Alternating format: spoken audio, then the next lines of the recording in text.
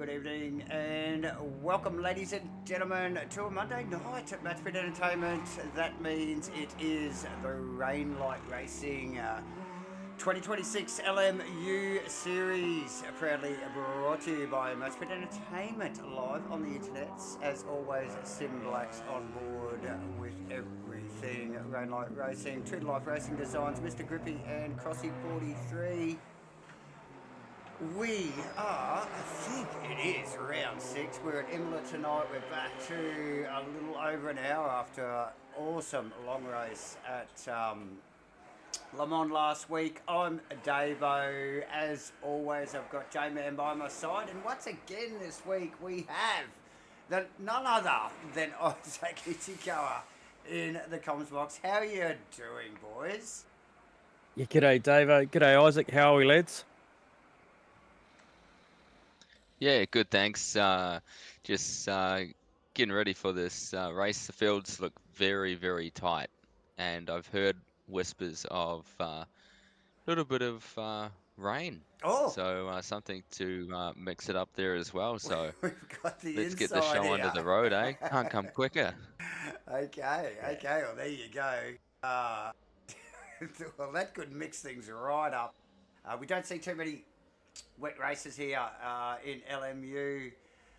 We see a little bit of rain every now and then, but yeah, that would be interesting. That will definitely be interesting, as we think the boys are just about to hit the track for qualifying, ladies and gentlemen. So we best get some for you people,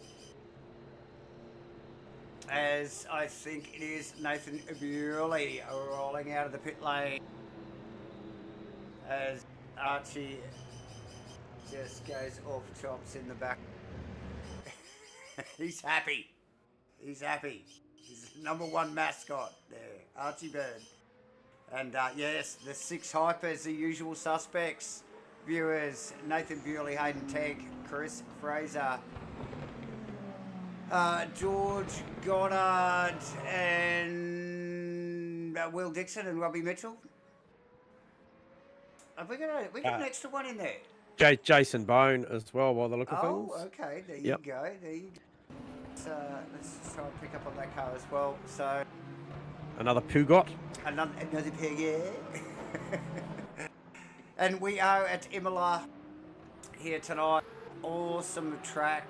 Look, J-Man and myself, and I suspect Isaac has seen plenty of GT car action around Imola, but the hypes will be something else here. So yeah, buckle up, viewers. And yeah, let's just see how we roll. A little bit of a shake-up on the overlays tonight too, after a little bit of feedback there last week. So we've upsized things a little, so hopefully it's a little bit clearer. For the, well, you know, the more follically challenged. Well, I tell you what. I tell you one thing. Be careful what you say. I could hardly read it myself. Yeah, so last week, but yes, a little bit better tonight, ladies and gentlemen. As like we mentioned, boys out on track 4 in the hypers for the regular. What have we got? 20-minute qualifying with 10 minutes each over the hypers and the GTs. So watch this space. We will start seeing some indicative times pretty quickly. Well, we have seen them already, I think. Yeah. No? Yes, no. And first outlet. even during the practice session just gone by, the timing table looked very, very close in both classes, GT3 and Hypercar. If we go back to last season briefly, when we raced at Imola last season, or the season before, when we had Hypers, I briefly remember it was very, very tight between Will Dixon and Nathan Bewley. I think they were at each other's tails for 50 odd minutes during the race. So see if that one continues here as well, boys. Yeah, I reckon Hayden Tegg might have something to say about that. I reckon he's going to throw his name in the hat based on what we saw off camera a little earlier. However, 4.9 kilometres, 19 turns is going to be a lot to sort out here, and around about 12 odd seconds, I believe, calculating, between the two classes. So it'll be interesting just to see. We saw what sort of mischief it made last week with obviously Nathan going around for an extra lap. We heard from him at the post-race interview that he couldn't roll out. The field was too close, and he needed around about 36 second buffer to be able to roll out. And I tell you what, it certainly cost some of the drivers late in the piece. We saw guys literally stopping right on the last lap.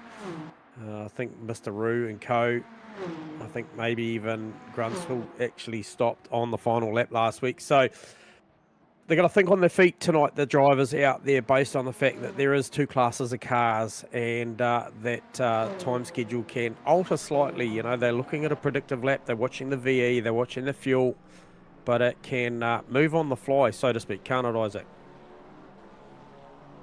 Yeah, that's for sure. It can definitely move on the fly, and you know, like we saw last week as well, traffic really pays dividends. It can swing one way and then not swing, you know, the right way for yourself, and then you lose the time that you possibly gained. Imola's very, very tricky to pass around, and even in just a GT3 car. So with the hypercars as well, it's going to be even more tricky to try and time your passing right. So that will be very, very, very interesting to see how that goes. That's for sure. Yeah, so Matty just tuning into the chat as he sits and waits his qualifying session to commence. And Sounds nervous. yeah, sounds like there could be a few tears out there to add to the rain. So yeah, potential rain scheduled for the GT3 qualifying. So that's going to spice things up. I mean, just, you know, the old saying, just add water. Yeah.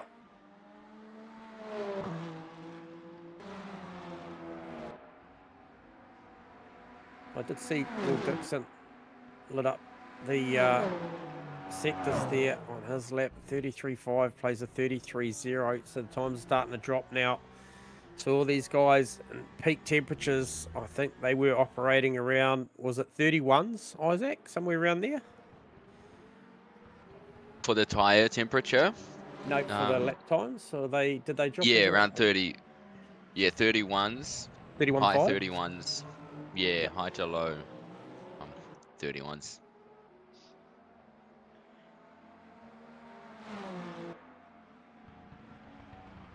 So as the tyre comes into its phase with around about 4 minutes remaining, these are when we're going to see the really ballistic laps from these hypercars now. And I mean, Nathan Bewley is certainly showing the way at the moment. 2 magentas for him this lap, and looking to make an improvement as he starts dropping down the hill now, heading down to this final section through the Ravasa, and then he'll come back onto the Bassett Straight.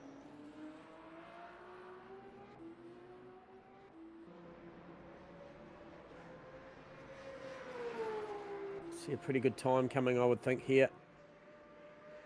Yeah, 31 with a 0. That's the best we've seen all night, I believe. So great time to turn it up, Nathan Bewley. He's very, very good in this situation. We've seen him week in, week out. Just seems to thrive under pressure, boys. He does. He's definitely one who you cannot count out. Not to say the other boys you can't count out either, but if I were to put money on Nathan, you know, to be in the top 3 every race or top 2, it'd be the driver that I would be betting on. But hey, we don't condone betting, sports betting around here, I assume. So gamble responsibly, yeah, that's ladies and the guy. gentlemen. yes. Think about what it is really costing you, gentlemen, if you are thinking about getting into that. But yeah, he's definitely one of the drivers that I would, you know, be one to put the penny on. Not to say the other drivers can't do a good job. I mean, as we see the times coming through, it's looking very, very tight. 31 from Chris Fraser, and then a 32 from Robbie Mitchell. Yeah, I reckon right now the bookies would say he's about $1.05. Just looking too good. Really, magentas again, boys. So Just unleashing this thing.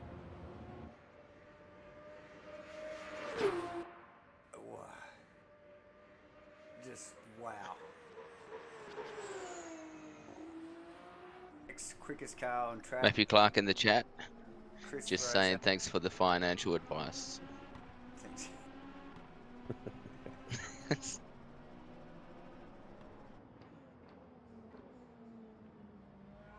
Robbie Mitchell sneaking up in a second there in the port.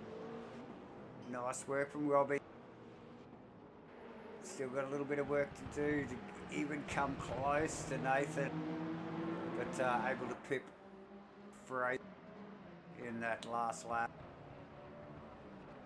as we walk down into the halfway mark here in qualifying, boys. And we will soon see the GT cars, if not already. I think they are literally like, let's just sneak a little shot back there. You can see them in the background there in that camera shot. And they are waiting. On hold. They're keen. Look at them. But yeah, another just final quarter here for Bewley, who is magenta again, boys. Oh, no, he's not. Hang on. A couple of not so goods, I think, calculatively. So sneaking across there, 20-odd seconds before they release the GT cars. That gives Bewley another lap, doesn't it? Will Mitchell, Yeah, and Fraser, just looking through. Yeah, they'll get through. They'll get 8, through as well. 7, 6.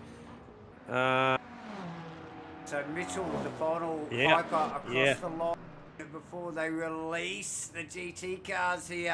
And first off the line is Lawrence, then followed up B. Clark, Makalos. Ah, these names. So much talent in this field. Steve Crossland. I heard he's done some practice for tonight as well, just looking on the socials. Yeah, he looks the goods. Bewley lights up the magenta again, Sector 1. Not his personal best through Sector 2, but he's pressing on with it. He'll watch the cumulative quite closely, I'm sure, as he just kind of cooks that chicane a little bit, and wonder whether he doesn't use this final lap as a practice pit entry. You know how calculated these guys are with all the little things, the 1%ers, Davo. True that. Final corner for Bewley. He presses on. He presses on. He's confident.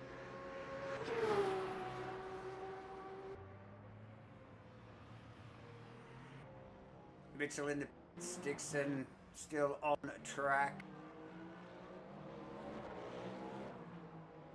And the caddy. Did Nathan go faster that one, saying it his best is a 30.741, and the last lap was a 30.741? Oh, okay, well it didn't actually. I think he went ever so slightly faster. Yeah, that's correct. Wow. Okay. He did. 42.303 in the final sector. Very, very impressive. Mitchell, though, how did he finish up? Second, by the look of stuff there, over Dixon, Fraser, Goddard, Tegg, and Bone. And more importantly, now's about the time we start to see, in this final 8 minutes, the GT3 starting to lay the numbers down. It was a great fight before we got to this point of the night with Harry Lawrence and Macrolos, and Crossland was right up there as well, showing a massive turn of speed at the moment. Look, Noah Reid, we're just seeing in behind the Mercedes of Shane Frodo there as well, still weaving to get some tyre temps in that car. That's Matthew Clark in the background. Then Kostas Makalos and, yes, Steve Crossland in the official SimBlacks, number 43, Aston Martin. Yeah, that car I liked it. Will get some airtime, ladies and gentlemen. Martin Richards in the Lamborghini, as always. J-Man, yes. I'd like to be proven wrong, always, Davo. You know what I'm like. But I feel like Matty Clark, Noah Reid, And Doug Dale and co in the Porsches tonight, probably up against it here from what I've seen. Some very, very talented drivers, and based on that practice session, I just think the Porsche here not as well suited as maybe the Aston Martin, and certainly even the Lamborghini for that matter. But Costas Makrolos has got the wick wound up on the McLaren tonight, so watch for that one. I think that's going to be my pick, guys, tonight. I think for me, the 222 car of Costas Makrolos, I think he's a safe bet, would say a podium, but he could go better. Yeah, it's a good bet there, J-Man. I think if we were to hint at probably qualifying who would the top three be, I'm going to say Crossy, Costas, and Clark. So see how that goes in 6 minutes' time, and we'll get back to you. Yeah, okay, it's a good call. I'm just slightly different. I'm going to say Crossland, Makrolos, and Lawrence. That's my well, and maybe Clark to share the second row with Costas. And Davo, yourself, what are you? What's your top three, mate? Mate, come on, he doesn't weigh into the shit, eh? He just... Oh, I know. Forever the fence sitter. I do not gamble. I'm gonna have to nickname you. You're the fence sitter, mate. I am the fence sitter.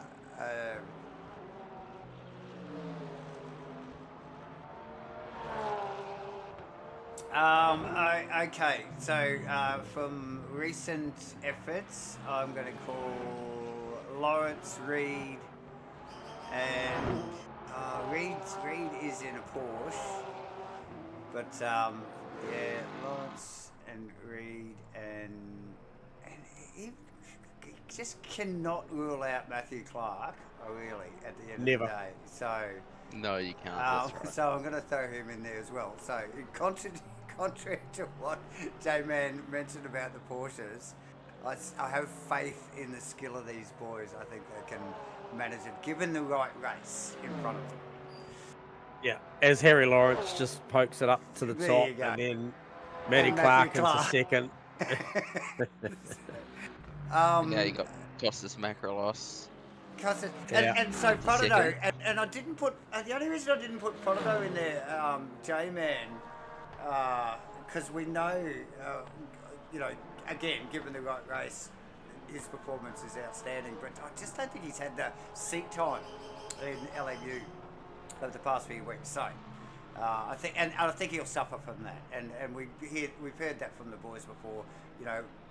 Less seat time can be problematic with LMU because it is a tough one. It's a bit difficult. Pete Dawson, who was that? He rounded up the outside.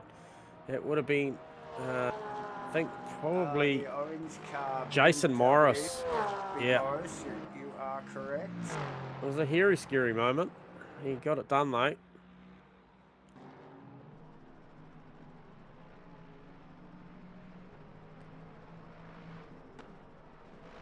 I think we should be in for a great race this evening, gentlemen. Going off the timing board.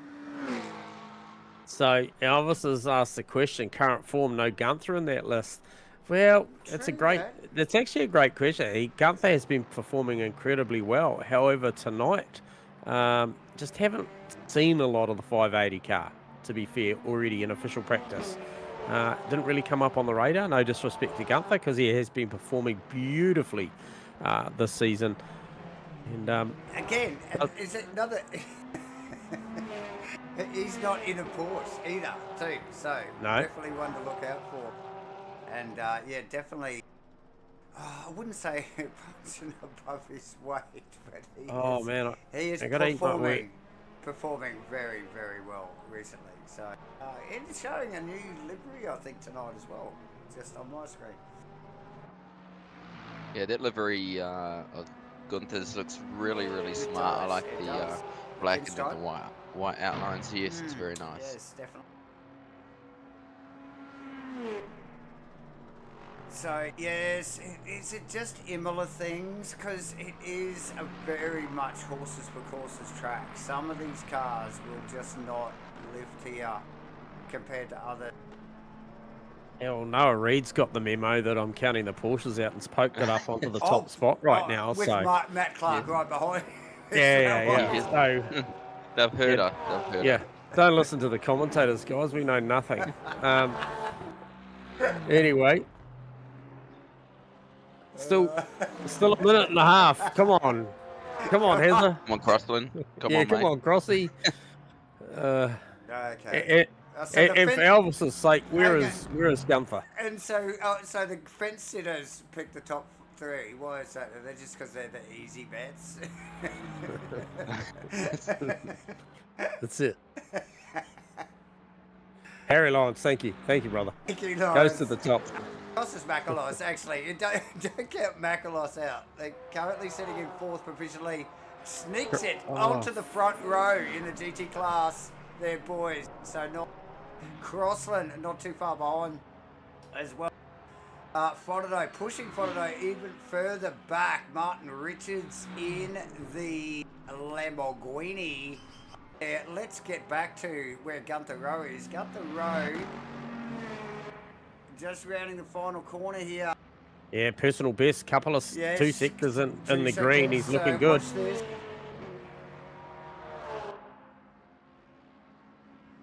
Comes up to P7. Very nice, very nice.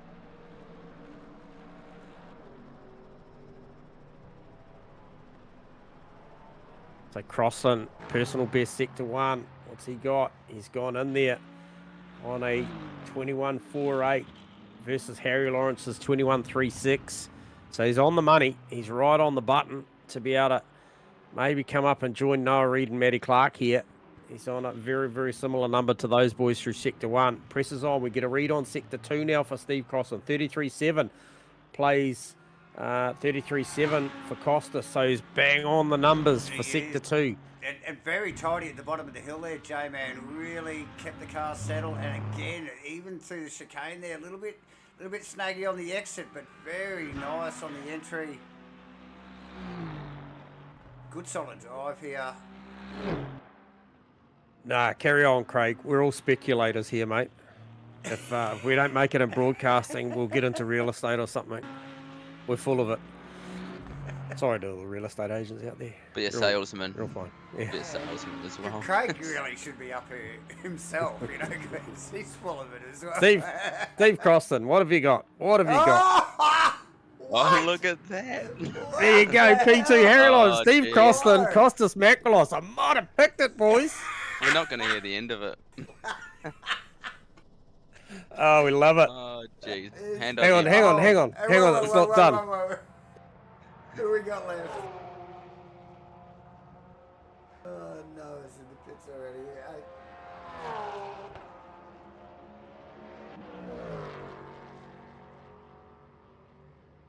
Okay. Oh, good to see Martin Richards as well. Get the Lambo up there as well.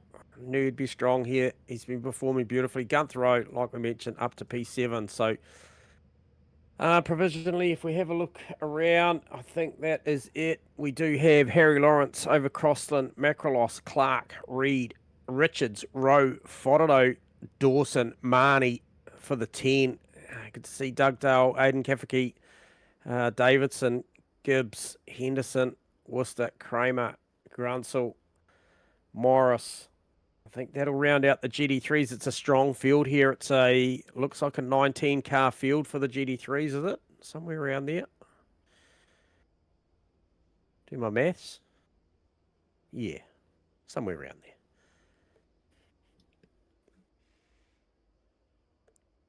So times-wise, we saw, boys, Nathan Bewley dipping well into the 30 bracket. We talked about those mid-31s in practice. They wound the wick up. Look at the times, 31.4 for the next best of Robbie Mitchell. And 31.7s line up the next 3. That's Dixon, Fraser, and Goddard. And then we drop into the 32s for Teg. 35.6 there for Jason Bone. But those times there, other than the Harry Lawrence time, 42 with an 8. And then we see just a plethora of 43s all the way down to P9 in the GT3s before we drop into the 44-second bracket. So this is going to be a fantastic race, lads. It is going to be super, super tight. For sure, and more importantly, there seems to be no rain. So whether or Yes. not that will be coming halfway through the race or at the start of the race, True that. we shall find out. We shall find out. Quick look at the points, boys. If they're up on your screen right now, Hyper's first with Nathan Bueling leading the way with 174 points. Yeah, starting to get a handle on it now, Nathan. Consistency and obviously a massive amount of success of late is starting to, he's really starting to make his way there and look solid throughout this championship over Chris Fraser. Will Dixon as well, that's a good battle there. Goddard still in the hunt as well with those boys. Robbie Mitchell, I feel like, is probably going to keep his eye very firmly on Hayden Teague at the moment. However, out-qualified him comfortably tonight, so watch that space because that's a good battle forming. Obviously, we got a couple of apologies in there as well, but Noah Reid, 10 points clear of Gunther Rowe, and Craig McConnell just touched on this earlier. Gunther's performance sees him in second position in this championship at the moment, and Matty Clark, 121 points. Not really used to seeing Matty Clark back there, however, still in podium contention at the moment, but he's got some work to do on Gunther Rowe and Noah Reid. And Pete Dawson, very, very consistent. Probably not his best performance in qualifying tonight, Pete Dawson. However, he is certainly in the hunt for the championship. Martin Richards, 92 points. Costas Makrolos, he'll be looking to try and bolster his point stocks here tonight, racing out of 6th in the championship over Harry Lawrence, who is back with us for the season, I understand. So that's always a good thing for the sport. And then Crossland is on a rip at the moment. And Sam Carson, Ken Dugdale rounds out the 10. Phil Davison, Shane Fodderdo. Good to see the 777 man of Phil Davison in there. Shane Fodderdo, the Giga, and the Mercedes. So it's very tight points here, down 11 right through to 20. A couple of ring-ins sort of. I think that certainly makes for those guys, give them something plenty to play for. If they choose to look at that, they'll know who they're operating with as far as the point structure. So buckle up, everyone. This is going to be an absolute rip tonight. The times are tight. Track is a goodie. And I think it's a little bit damp, actually.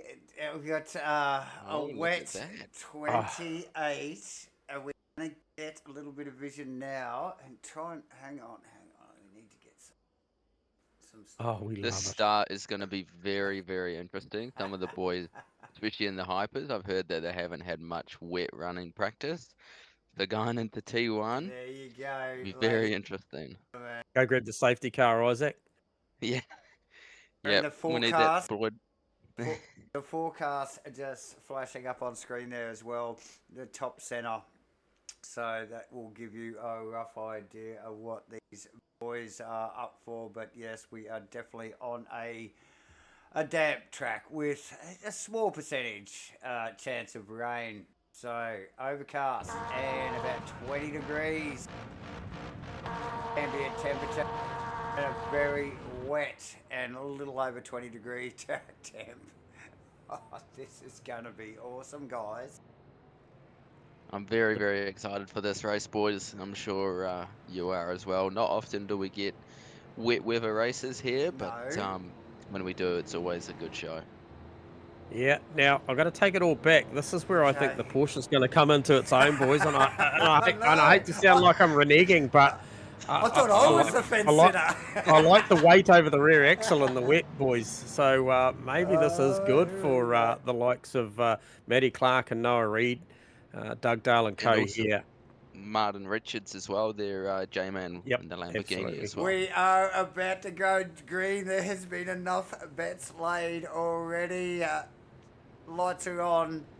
Windscreen wipers are wiping, and we are about to go live and green. Round 6 here at Imola for the Rainlight Racing LMU Series.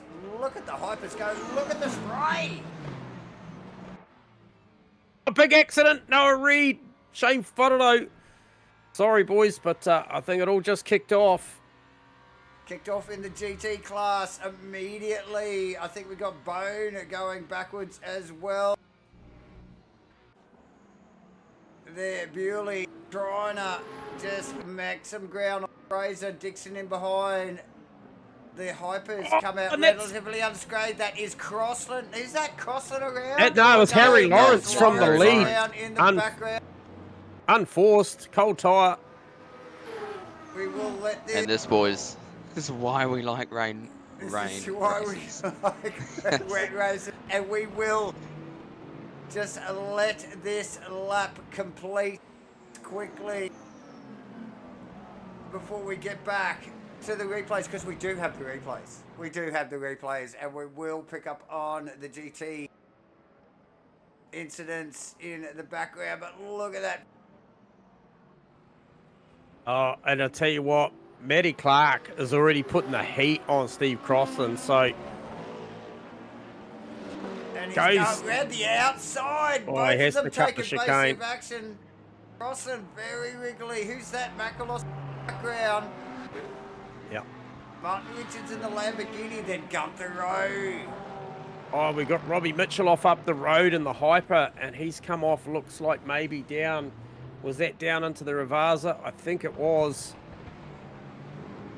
So, yeah, it was down the bottom of the hill. So we're going to pick up on the first of the GT incidents here, ladies and gentlemen. And this is the Noah Reid.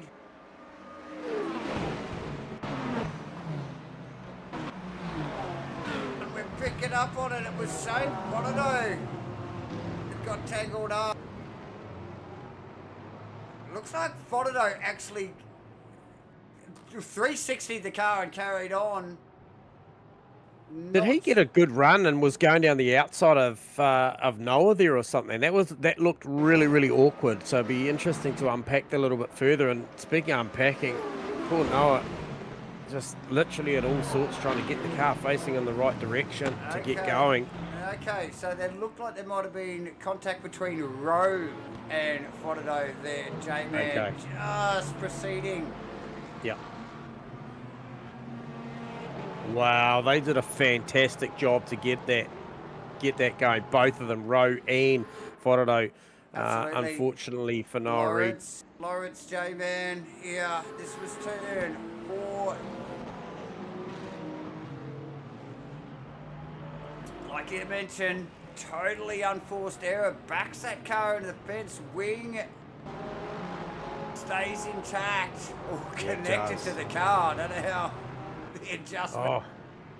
And on the live too, mate, Martin Richards has just had a moment as well, and he's gathered it up, but under great pressure now from, I think it is Adrian Kramer and Morgan Gibbs. So, the guy's just taking a minute to adjust to these conditions, as we just saw you were picking up on another incident with one of the Hypers. So there's a lot going on out there at the moment, ladies and gentlemen.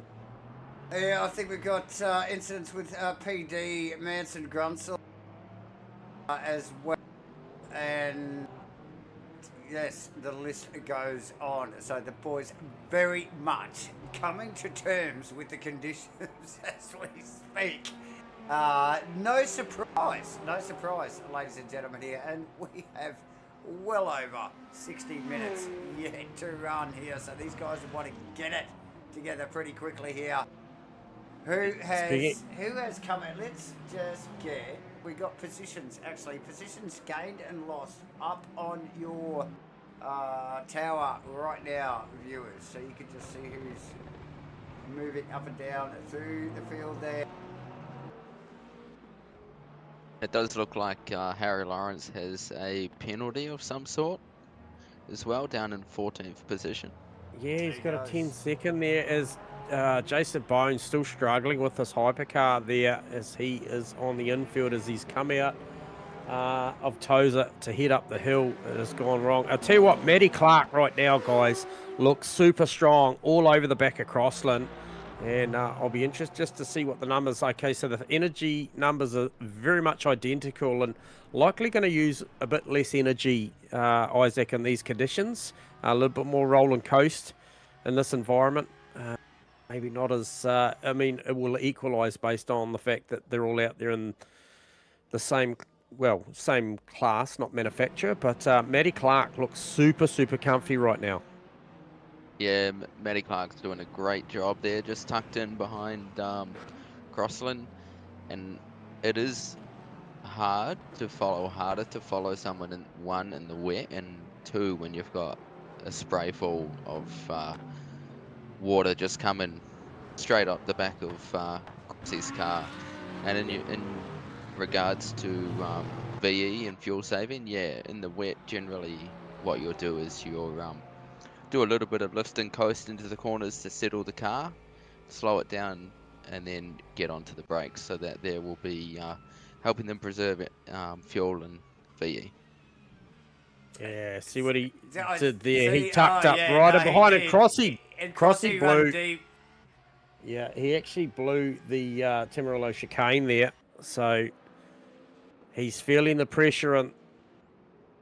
Yeah, a little bit of an unforced error there from Crossland. I don't even know whether... I don't think they're allowed to butt draft in in the competition. So I don't think there was any contact, but Crossy was well aware of where Clark Yeah, look at the was. drive traction. Look at the drive Again, traction here out of we go, Tozer from here Matt we Clark go. there. And I will say, boys, as well, it looks like Macrolos has had a incident somewhere, so now top three Yes, is so we did pick that up on the Crossland, replay Clark. there, Isaac. Just a moment, only just a moment ago. And yeah, just unforced error. And he wasn't that far behind Clark and Crossland at the time. And just a little bit unforced error at the bottom of the hills out of the right hand. So unfortunate for Macalon. Yeah. Nathan Bewley, guys, looking comfortable now, starting to get some tyre pressure into these wets working. Magenta sector 1 this lap. And yeah, really, really quick out there. 44 with a 1.8. The only other guy close to him at the moment was Will Dixon, 44 with a 1.7. So he's got the fastest lap, as we see now at Bewley, already having to deal with traffic at this early phase of the race.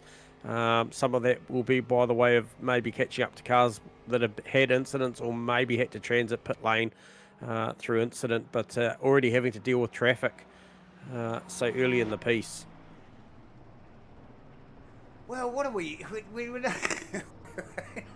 about 7 minutes in or something. Yeah. We normally see it go from anywhere from about 11 to what, about 14 minutes, J-Man? So Yep. very early turnaround for the Hyper starting to come through.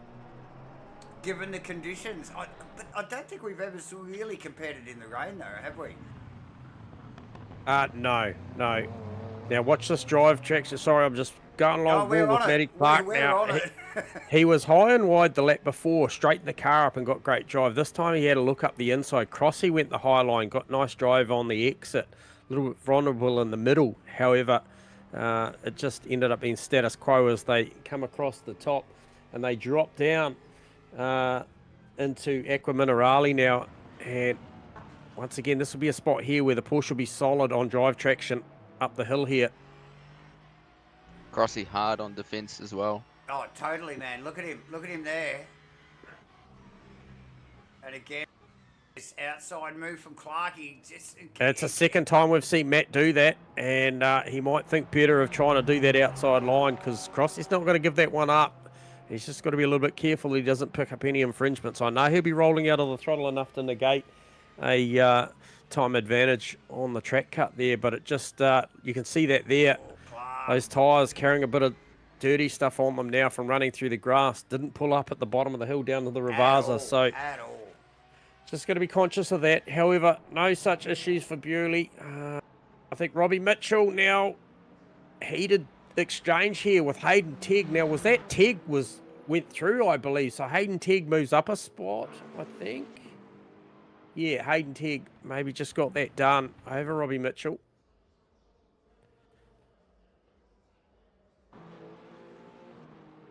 What's the numbers? Yep. Just trying to see what the numbers is. Gunther Rowe up the road to Matty Clark. Okay, 4.7 seconds.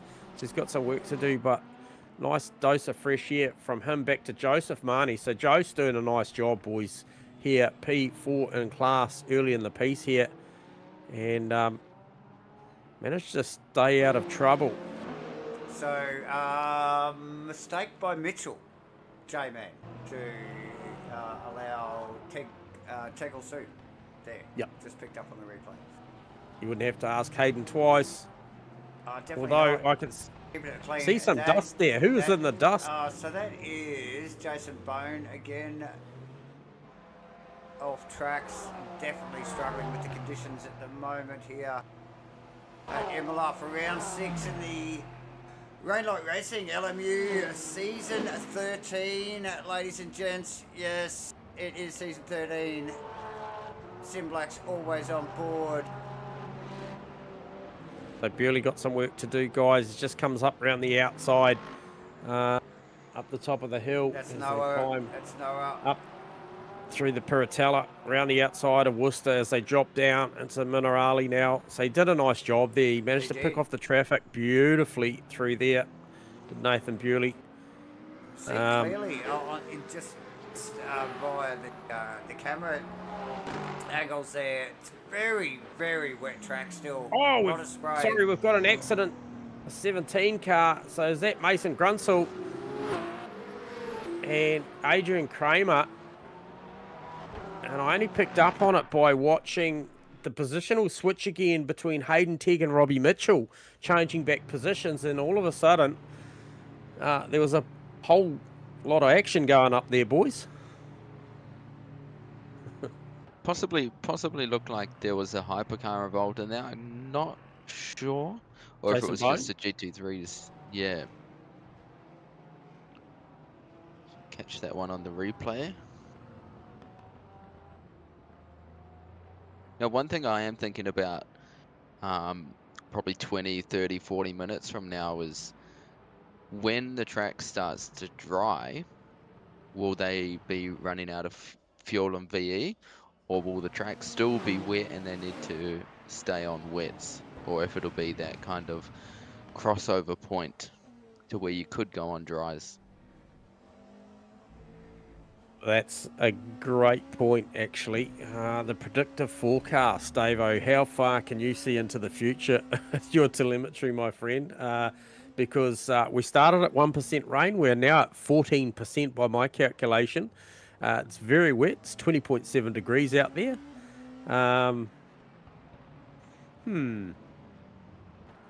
Good question, Jamie. Good question. Let's just see if we can get a little bit of forecast information up on the screen there. Can I read it? Probably not. My tiny little monitor here, but I'm gonna have keep it there. Keep it there. Keep it there. So this is 57 minutes time. Cloudy. It's going to reduce. Yeah, it's going to reduce. But I tell you what, that's hella close to the end of the race, Isaac. So 38 minutes is still going to be raining. So I'm assuming they're just going to chuck them. It's very much a wet race. Leave the wet on. Yeah, you got to bank a wet situation and then just ask them to take their pain for the final 9 minutes, right? So 8 minutes. So, hey, look out there at the moment. Just a recap at the moment, guys. We have got Nathan Bewley, who is actually just rounding up Shane Fodado, and that is Harry Lawrence. So those guys engaged in a great battle, but Bewley out there by the tune of about 8.5, well, about 8 seconds, somewhere around there as he sees, I think that's Jason Bone going round again. God, he is certainly checking out all the sponsors off track tonight. However, Nathan Bewley out there by a good margin over Will Dixon, and then Chris Fraser, Robbie Mitchell, Hayden Tegg. They've had a couple of exchanges there tonight already. Has Hayden Tegg and Robbie Mitchell. Goddard, bit of a lonely 6 out there at the moment, and then we go down to the GD3s, and it's very much a 2-horse race at the moment, to the tune of 5.5 seconds over the rest of the field is Steve Crossland and Matty Clark, and that up to this point has been fantastic to watch. Matty Clark with a lot of pressure. Doesn't seem to have the straight line ability, of the Aston Martin when they No, get on the Bassett no. straight to do anything about it. However, he's all over him everywhere but. And then Gunther Rowe, like we mentioned, a solid drive in P3 at the moment. And Joseph Marnie, very much keeping him in check. I think there's around about a 1 second difference between those two drivers. Harry Lawrence, we saw him stage left. It was actually stage right, exit lap 1 with a cold, wet tyre. And he's coming back through as well with Shane Fodderdo on the heels as well. So good performance out of those two guys as well to just keep it going. Aidan Kafurki as well. It's a good performance for him out of P7 at the moment. Martin Richards starting from 8th and currently maintains that 8th position. However, I reckon there's a little bit more to that story because we did see him off track a little earlier. Costas Makrolos, that's one of the big stories though, back 4 spots, and I think you guys picked up on that a little earlier. And Noah Reid as well. So outside of that, again, there actually is Matt Clark. Just next part, I'm sure that was Reid's car in the fence between 3 or 4 and 5 there. Oh, actually put Matty off there. I think he just had a little bit of fixation on Reid's car. Yep. And not to mention as well, boys, Harry Lawrence still got that 10-second time penalty hanging over him, I believe, potentially from a start infringement as well. So just to factor that into the margin that he will operate with throughout this race, wherever he may land. If somebody is within 10 seconds, he's likely going to lose 1 or more places based on that, unless it can be cleared at the pit stop. I'm not sure exactly on the technical side of the pit stops, Isaac. I'm not sure if you can shed any light on that, whether that's something that he can sit and hold or whether it carries through to the end. It really depends. If it's a stop and go, I believe you can serve the penalty while you're doing fuel and tires. I may be wrong. I can't quite remember. If it's a drive-through, then unfortunately he'll obviously have to drive through and then go through the pits to then complete his pit stop there. So he'll probably be thinking, hopefully it's a stop and go, 10 seconds or whatever. Yep. And then he can get on with his pit stop and go from there.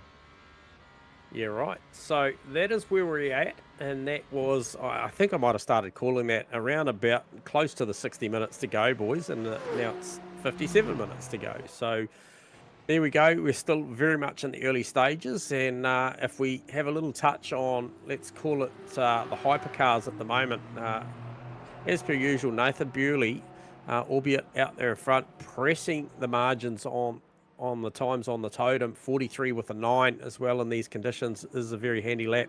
However, is looking very healthy on the VE as well, 72% remaining over Dixon, Fraser and Mitchell on 71%, and then I see they've all just dropped into that bracket, so there's probably only a 0.5% between those guys, so very much very similar. And I'm just seeing Steve Crossland flashing up yellow, so I'm going to hand it back to Davo and just try and get a pickup on that, because he's going to go right back behind Joseph Marnie. Joseph Marnie, and notably Gunther Rowe, who was, I think Elvis had odds on. But yes, let's get a little sneaky peek. I need to scroll. Where is it? There it is. Steve Crossland. I think unforced error out of the hairpin. Just quietly, maybe, before the hairpin or just after. We're getting seizures. Yep. She's a little bit clunky. Come on, 397.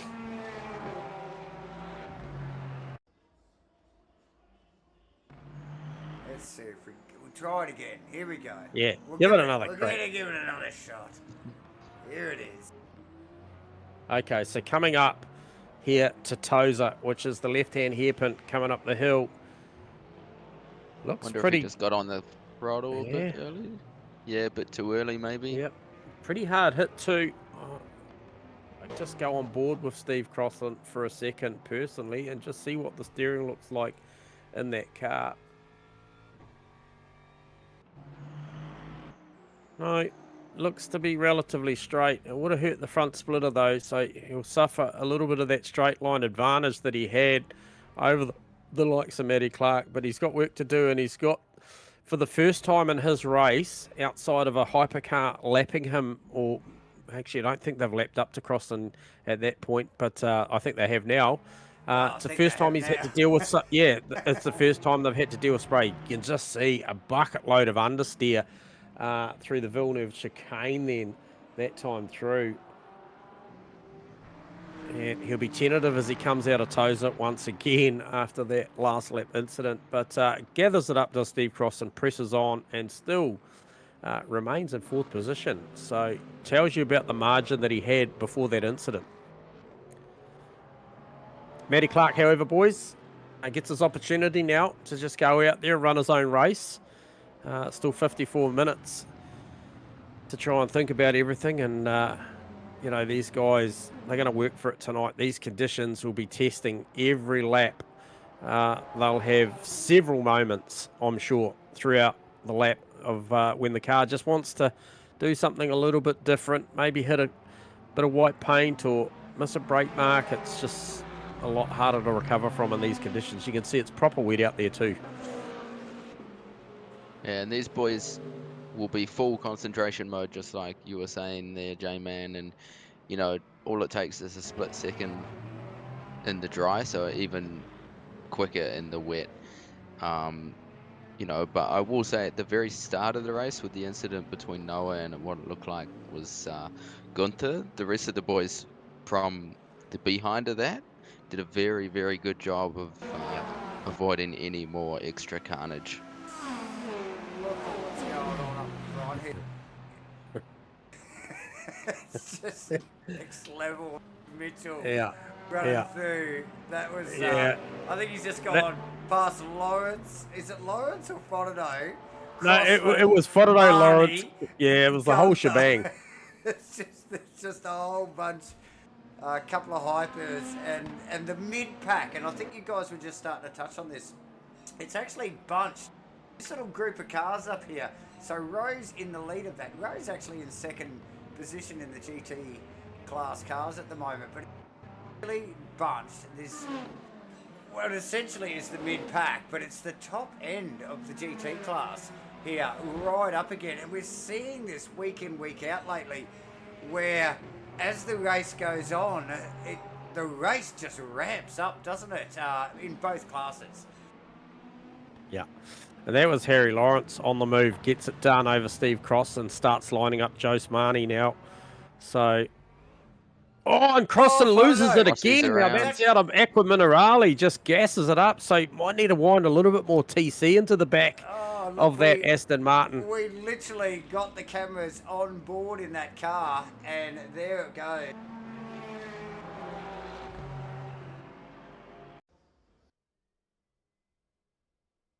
Turned up with so much promise tonight, did Crossan in the dry. He looked absolutely rapid, was holding a nice lead there with Matty Clark in tow, and unfortunately, not sure whether maybe he just overpressured the tyres at the start of that one. That car looked really, really good, Isaac, at the start. Maybe those tyres now have just overpressured in these conditions and started to fall away, because it doesn't look like the same car we saw for the first, you know, 4 or 5, maybe even 6 laps. Looked pretty good.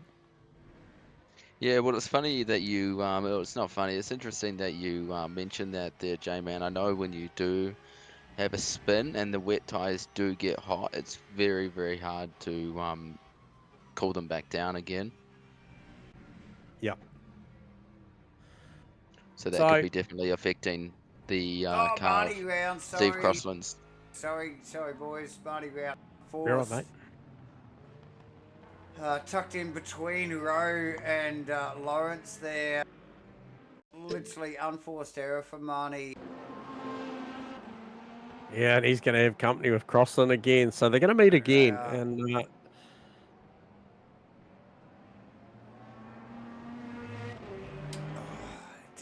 it didn't even look like the Porsche was up on the... Oh. Chris Fraser around and the Hyper, so still plenty of it going on.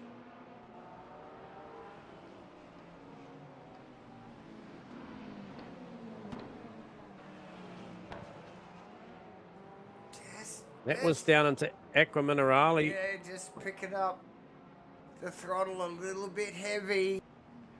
Oh, big impact on the left-hand side of the car. And same place Crossland left the track the last time, at least anyway.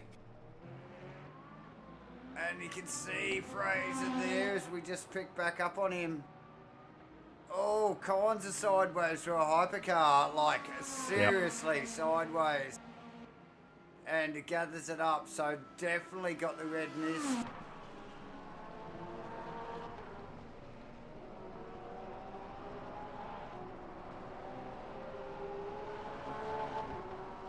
Oh no, has he gone again? He has gone again. Yeah.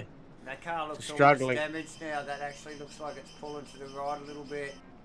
The left, should I say, and it's pushing it into the wall, so not ideal. That is Lawrence in one of the GT class cars just sneaking past that wounded Hyper of Fraser. Lawrence doing a great job up to P3 as well there, boys, isn't he? Oh, he's unfortunate about that penalty. Yeah, so obviously got that 10-second hanging over, but he's gone through the likes of Marnie, Fodado, and now he's up to Gunther Rowe, and he's got there at a great speed. Matty Clark still the quickest guy out there. Not last lap round, although he has got the fastest lap of the race on a 56.0, 59 with an 8, and they've all dropped a long way back based on these conditions. Clearly got quite a lot worse as far as standing water and the amount that they got to deal with out there, but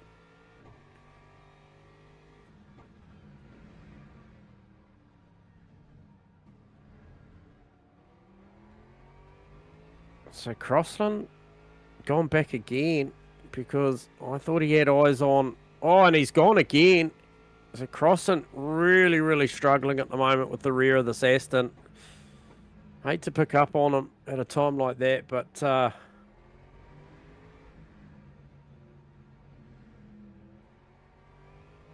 it's unfortunate for Crossy, isn't it, there, J-Man? You know, like we were saying earlier, he's done such a great job to get that car up the front and then keep Matty Clark behind, and then unfortunately it's just gone from, I guess you could say, bad to worse for Crossy.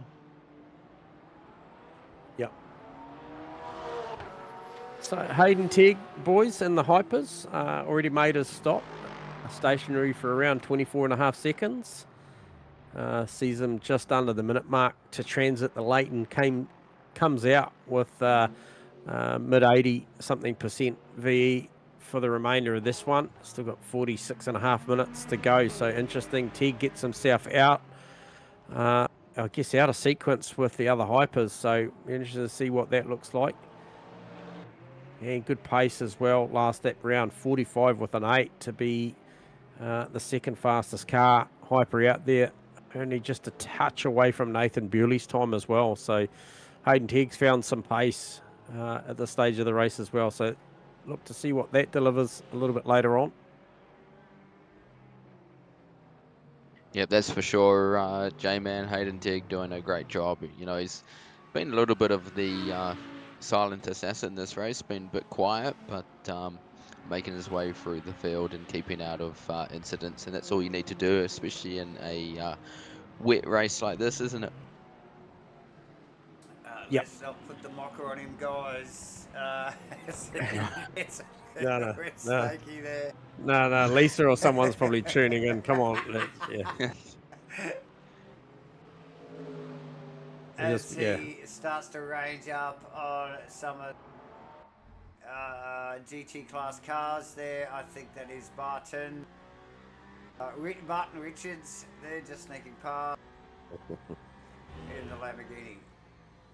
So Harry Lawrence right on the back of Gunther Rowe now, so this will be for P2 if he can get up and get it done, and he's got there at a great rate of knots as well. Ken Dugdale up ahead of them, so he'll be. Oh, and Harry shows the nose straight away down into Tamarillo, makes Gunther think twice about it, misses the apex into Tamarillo, compromises them on exit, so there'll be a run down here as Harry gets all sorts of sideways as they head down to Villeneuve. that's exciting. It is Yeah. epic stuff there from the could see Shane Fodderdo still lurking in the background there as well. So these guys need to keep it pointing in the right direction. And in respect of Harry Lawrence's time penalty, if we look back to Shane Fodderdo, he's currently around sitting in about third, then, isn't he? well, he's 5.1 seconds behind. So effectively, he still owns that spot at this point of the race. Harry needs to get through and bank another 5 seconds on top of that. And the only way he's going to do that is to get past Rowe, isn't it? Yeah, absolutely. Hence the there you go. agency. Cue Lisa Tegg. We're trying not to jinx your boy, so he's doing a great job.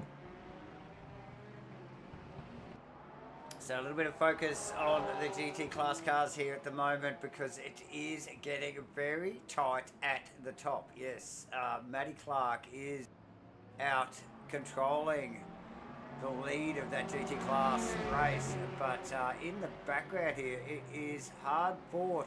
They're actually coming up on a lapped GT car here. I think of, is that Dugdale? It's Dugdale, yep. Oh, look at Harry here trying to live around the outside, and they'll just compromise Gunther's run for turn 19. And it still allows Lawrence's wide run into the final corner, so it sort of didn't compromise Lawrence too much here. And look at the pace. Yeah, he'll have a big look down into Tamarillo chicane this time round. Guaranteed. There's some overlap. Gunther pushing him for space. Lawrence having to work hard, had to get the elbows out. Yeah, beautiful though, textbook. And they've got Hayden Tegg coming up on them as well, so a little bit more to think about. However, it's Tegg's job to do get past. Just needs to stay focused here. Tricky part of the track. He's going to get sandwiched in between him here. Yeah, so that's good for Lawrence based on the fact that Gunther had to roll out. Tegg's again compromise very wide. He's got to be careful here not to pick the throttle up too much. We were talking about not putting the mockers on Hayden. We didn't have to because these guys were doing enough. Doing it for us. Oh man, that was scary to watch.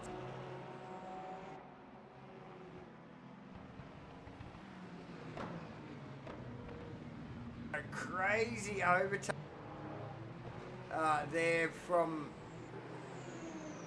Lawrence on the row. We actually might pick up a replay on this because there was a very intense overtake here. Gunther not budging an inch here. Look at this again as we pick it up on the replay. Lawrence literally having to muscle his way past Rose Corvette there. All the while, Hayden Tegg on his way in the hyper, and then here it is, Tegg's.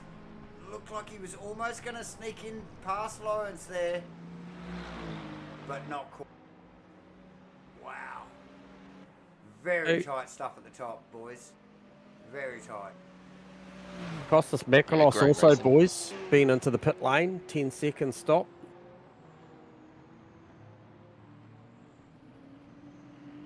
Yeah, Costa's never one to, what's the word I'm looking for? Doubt. Even if he is at the back of the pack or mid-pack, he is one who's known to come through the field as well. So it'd be interesting to see. He's got 40 minutes to go. So see if he can jump anyone in the pit stop. Maybe he was looking for some fresh air. Who knows?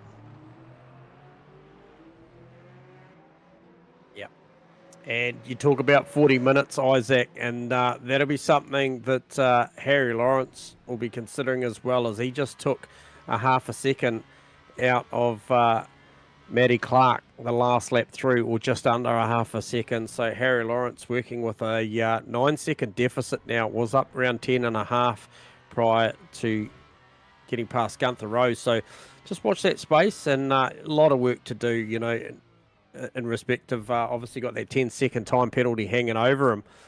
So the first job will be maybe creating a 10-second gap, maybe back to third, and then see what he can do with Matty Clark. And Matty Clark at the moment's a sure set of hands out there in the front.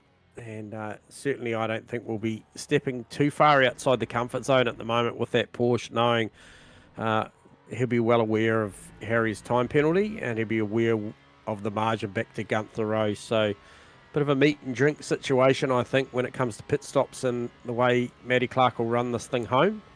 But Harry Lawrence will make it pretty exciting, I'm sure. Yeah, for sure. That's right there, J-Man, as well. I'm sure in the back of Matty Clark's mind, he'll be licking his lips going, you know, if he can finish in P1, that's great points over Noah Reid and Harry Lawrence as well in terms of the championship fight.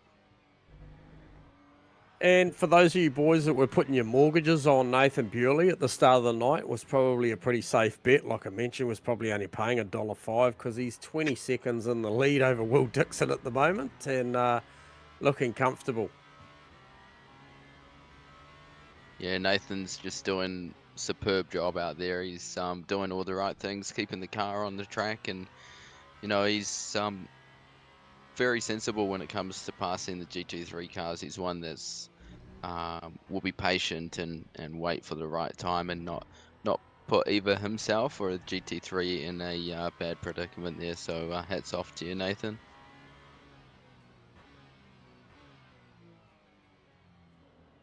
Someone needs to stop him though. When you head up for a hyper next season, Isaac? Yeah, possibly. See how we go. I was actually driving around a hyper at Imola when I was at home for a couple of days, so I just trying to get the feel of it. But keep your eyes peeled for next season. We love to see it. We love to see it.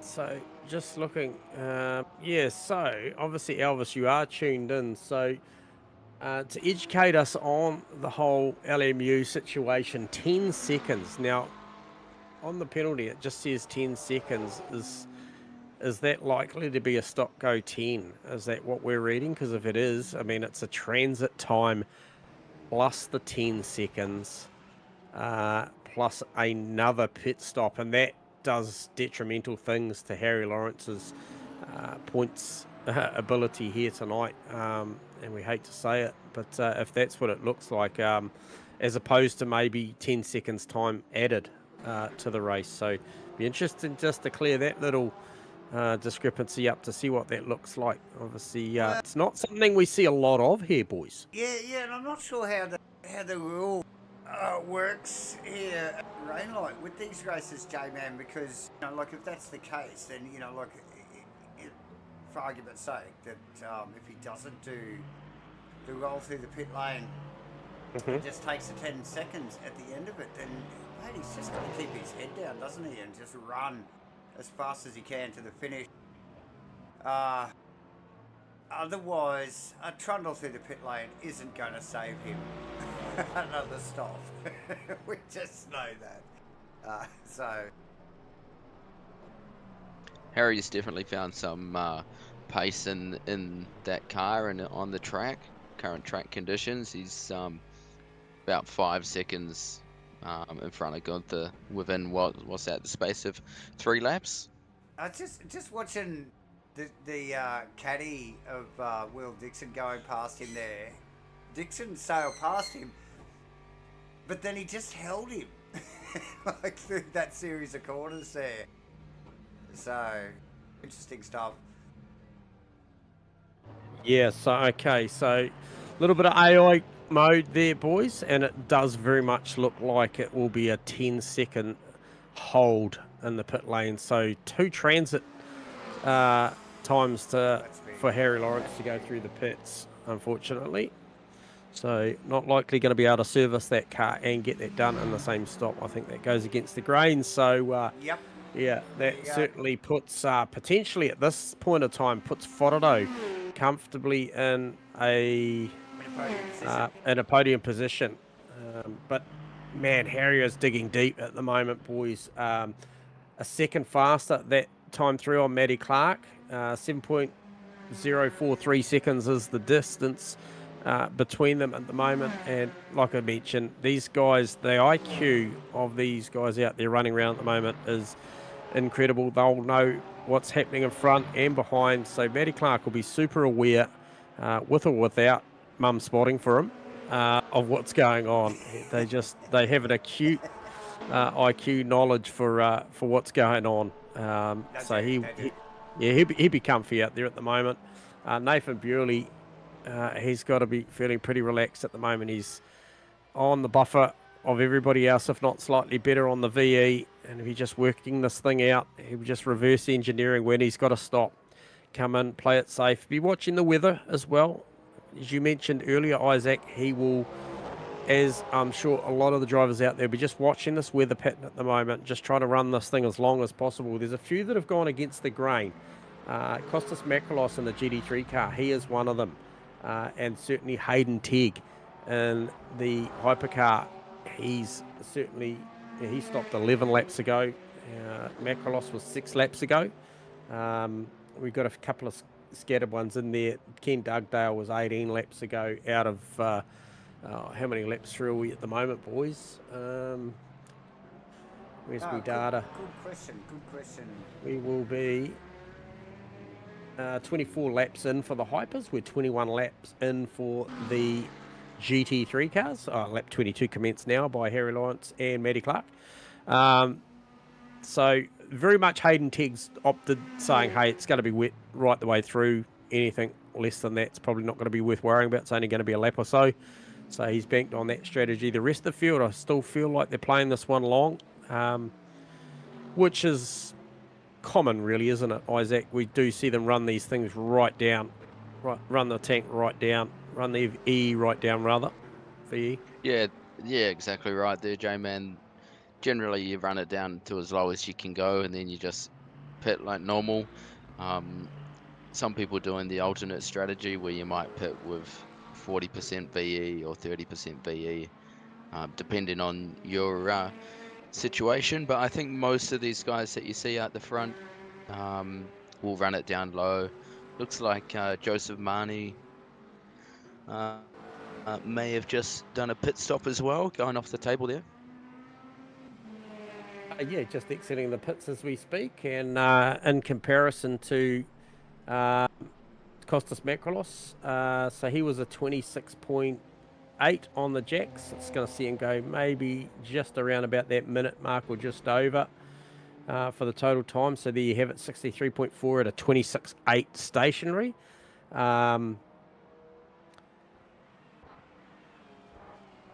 And if we have a look, yeah, so at 22, he came in. So I think Joseph's probably still very much got his eyes on a prize out there. He's been in the thick of the action. Davo, you picked up on it earlier. He's in a great battle. Plenty of guys there. So he'll look to maybe just try and get this thing back up to speed. And Sue in the chat just saying Matt's not pushing as hard as he could, saving a bit of VE. Looks like he is going off the VE percentage, 27% to Harry Lawrence, 23. Yeah, and we know how Harry is a bit of a master on the VE. So Matt just in a great position, got a great start to the race, pressure on Gunther, Crossland, and then when that unfolded and he came away with a nice buffer, it's been all management at this point of time, and just looks super comfy at the moment. I reckon if we had him on comms, he'd beg to differ, but and given my track record lately, I'm not grabbing anyone tonight, boys. It's just a little too much. I mean, I was grabbing them in peak conditions and they were still spinning, so I'm just not going there. You know, like I don't need to make any more enemies. So I'm sure Sue will be happy to hear that one. That's for sure. But yes, we have been on a bit of a run for bringing someone into the box, and then as soon as we say a couple words, they unfortunately crash out.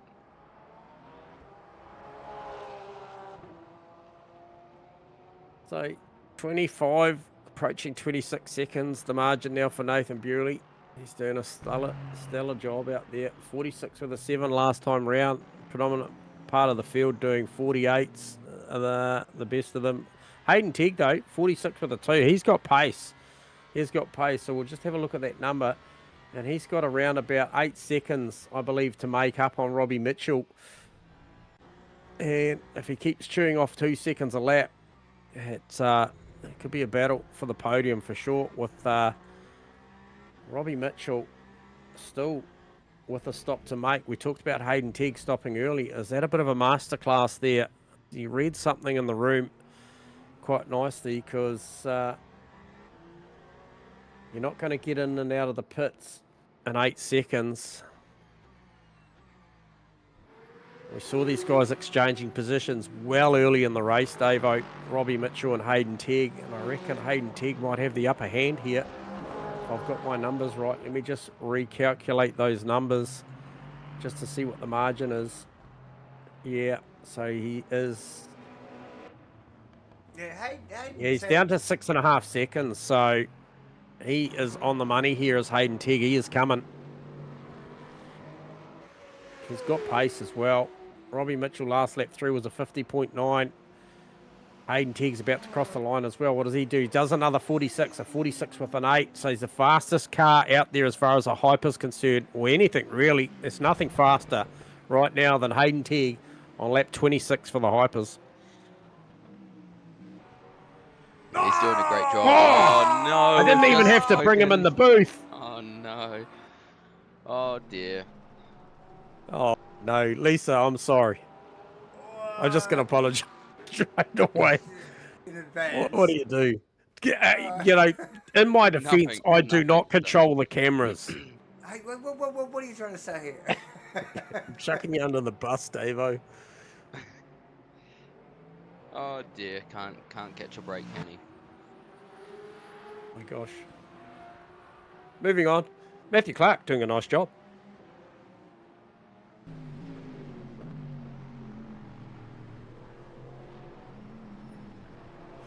Harry Lawrence looks like he's got that 17-second gap to Gunther Rowe as well. Was it? No, 10 seconds. No, he's got 10.5, so he's got him covered. However, what it doesn't calculate the pit transit time and the fact that he's got to come back in. So, look, she's all for the sponsors and the enjoyment factor of it right now for Harry Lawrence, and proving, you know, outside of anything on the totem, he is very, very fast. Doesn't matter what you put in front of this guy, conditions-wise, track-wise, he's always on the money. He turns up and delivers. So he will rue that 10 seconds tonight, that 10-second stop-go. Yeah, tricky situation there. I wonder what that was for, actually, because it came up very early in the race. I wonder whether it was something to do with that opening lap there, boys. Yeah. So look, was there potential there for maybe one of the things that came up was, you know, if there was a pass made outside of track infringements, is a big one. Just see if we can. Also, J-Man, if you are out of place ever so slightly on the start procedure, okay, it'll give you a drive-through there as well.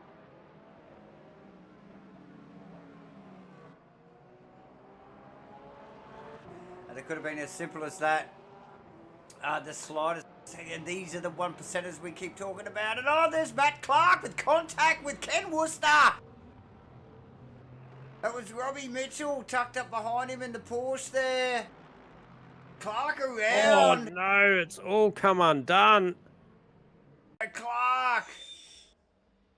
And here comes Gunther Rowe. How far back? No fault of Worcester at all there. It looked like Worcester was almost trying to give Matty some space. J-Man. Isaac, how do you... Oh, and it's... Oh, so it was Worcester just got a little bit of loss of traction out of the final corner. Slows the progress. So guttering. Slows the progress of the Lexus. The Matty nowhere to go. No damage though. No damage. Wow. Lawrence through. It's not going to make any difference, is it? Lawrence still needing to sit on the jacks for what is it? How many seconds?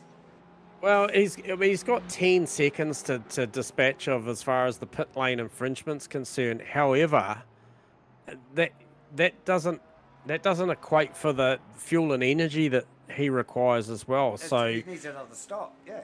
yeah, and then the other thing as well that maybe because he's probably not been in this position, I wouldn't think is Harry Lawrence. Does he bring this thing in and do in time enough to, because if it forces him to do the 10 seconds on the stop and not the fuel and energy, he needs to calibrate that he'll have enough to maybe go back around and get that done in case it forces him into the stop go only this time, or unless it's a selection he can make. So there's a little bit to unpack there for Harry in this next wee phase, and he is what is he? Is 11%. He is roughly using, I think he is using about 2.6, 2.7%. So that sees him the better part of what?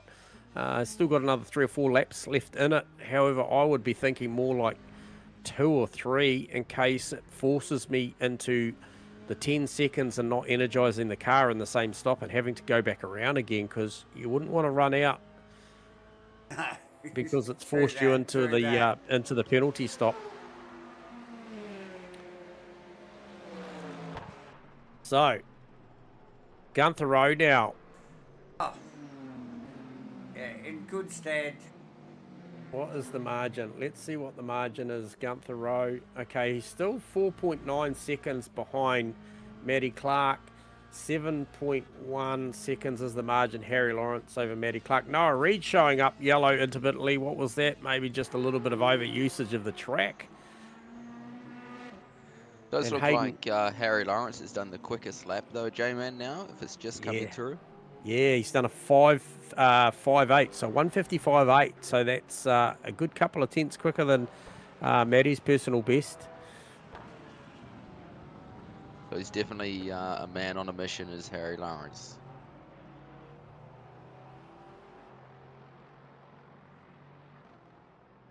A little over 20 minutes to run here, viewers.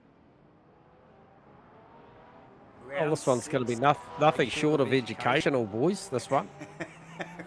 For sure, just when you thought, still looking good, we've had 2 drivers have a little bit of a whoopsie, so it's definitely not over until the end of the race, that's for sure. So no surprise. I'll tell you what, J-Man. But yeah, carry on. No surprise we're seeing a little bit of a shake-up towards the end of the race here in both classes. Yeah, and Wheels was just lit up on the comms there. So was that that was the incident with Matty, was it? I think. Yes. Yeah. So I think Matty will put his hand up for that one. Anyway, I think Sue's already said Matty got that a little wrong. Guys will hug it out and carry on. What else do you do? Sit in your room crying about it. That's what you can do, Davo. Well, that's a fetal position in the corner, Yeah. Rocking. Yeah, box of chocolates and a movie on. Yeah, just rocking. That's how I do it. Really. Oh, Grunsel just goes into the fence just ahead of, I think that was Gunther Rowe at the time. So his night continues, and there'll be some stories come out of this one. A wet race really just tests all the abilities.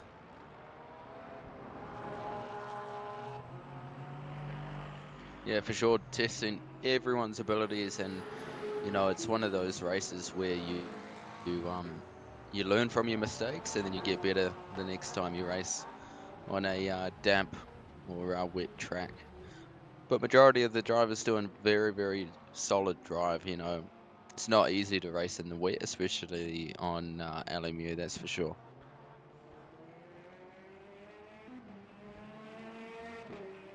We love a challenge, though, Isaac.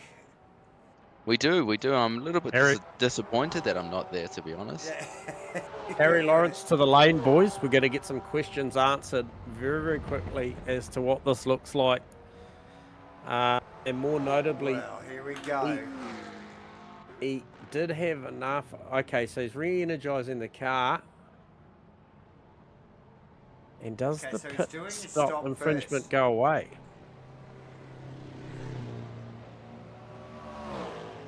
So he's still stopped. So I think he's serving his penalty now, possibly.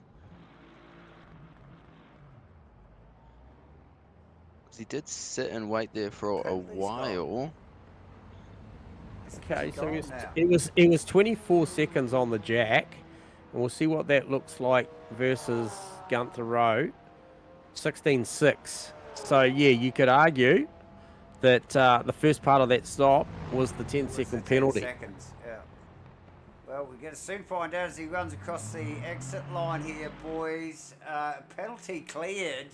Yep. So there we go. Looked like you could do the penalty clearing With your stop, yeah. in the pit stop, which is cool. So that changes things very, very much. Very much so. Wow, there you go. So that has left Lawrence still in second position in the GT class behind Matt Clark after some contact with Ken Worcester there. With Matt Clark still to stop. Yet to stop, though, mind you. Nathan Bewley, Will Dixon and Robbie Mitchell holding down the top three positions provisionally in the Hypers. With Hayden Tech actually still out on track. Good to see Hayden actually run that car back to the pits. Very damaged Peugeot. Ran that thing back to the pits. Got it sorted out. And carries on. It's all about the long game here, boys. Grab the points. Nice work, Teggles. Now, Matty Clark is 37.7 seconds ahead of Harry Lawrence with a stop to be made. Just hear me out here, boys. And the reason I bring it up, is because Harry Lawrence, okay, let's pick on Gunther Rowe, 16.6 seconds he stopped on the jacks to be 50.6 outright. Now, a little bit of that second number will be relative to where they stop in the box on versus the control line. Yeah, we know that there's some inconsistency there. Yep. So, what I'm saying is, I think it's a little closer than Matty would like now after that incident with Ken. And as you can see there, Ken, Matt says sorry. Just clear that up. So, yeah, I don't know that this is all completely done with 16 and a half minutes left to run, boys. It is interesting you do say that, J-Man. Looks like Harry Lawrence is pushing this lap as well, and yep. I'm sure Harry Lawrence will also be seeing that delta between Matt Clark and himself, and will be also pushing to try and close that gap.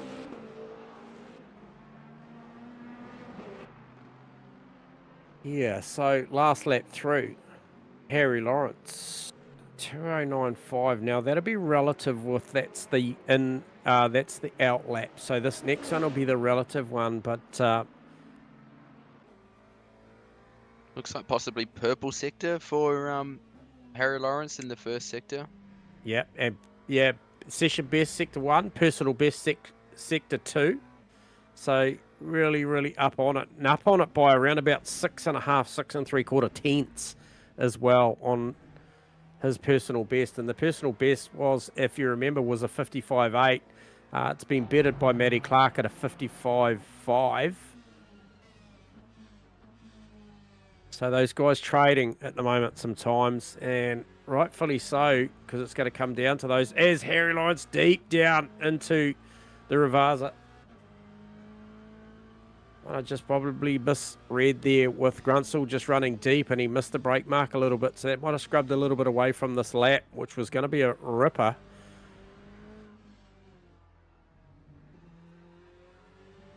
Oh, he goes 55 with a 0. It didn't matter. He's a gets it man on a done. mission, isn't he? Yeah.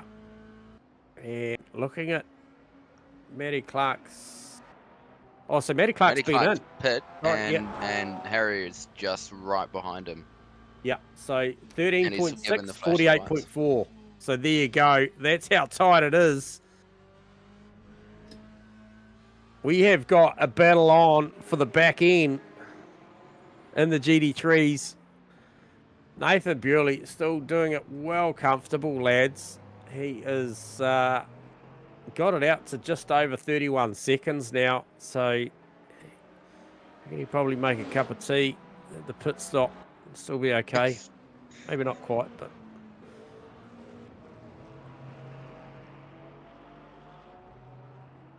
Good to see Hayden still continuing laps as And well. like I mentioned, he'd stopped.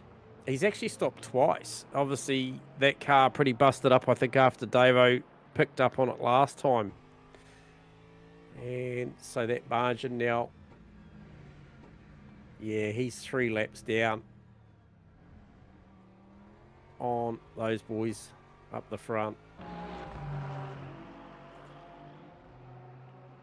It'll be hard to take your eyes off of Harry Lawrence, Matty Clark. Don't forget about Gunther Rowe. He's still in there somewhere, I think. Or he's a bit further back. Rowe and Makalos are going at it in the background. Yep. So Macrolos looks good. very healthy battle here. Makalos has looked strong, and that looks like Bewley's car that's just snuck past him there again for, Yep. I think, a 4th time here.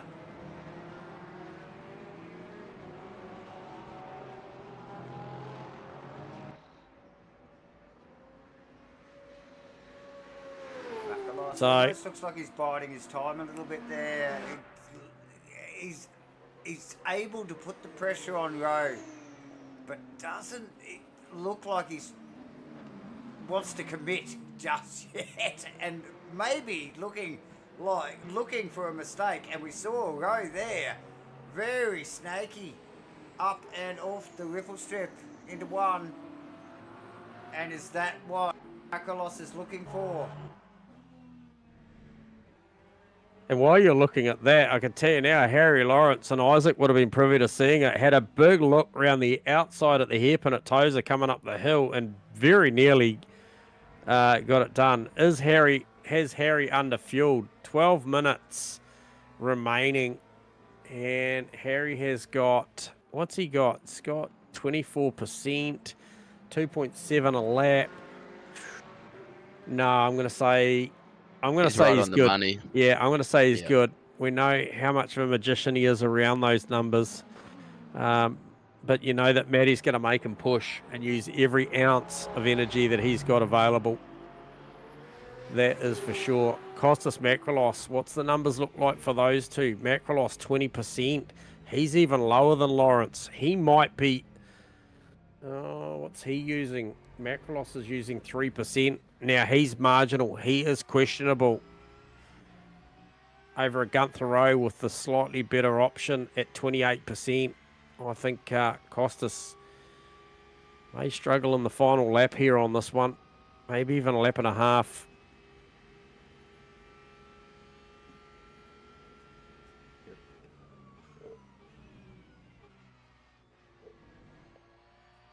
And it's funny, we were saying earlier that, you know, these races, this season especially, they seem to really heat up in the closing moments of the race, and this is another one of those moments as well.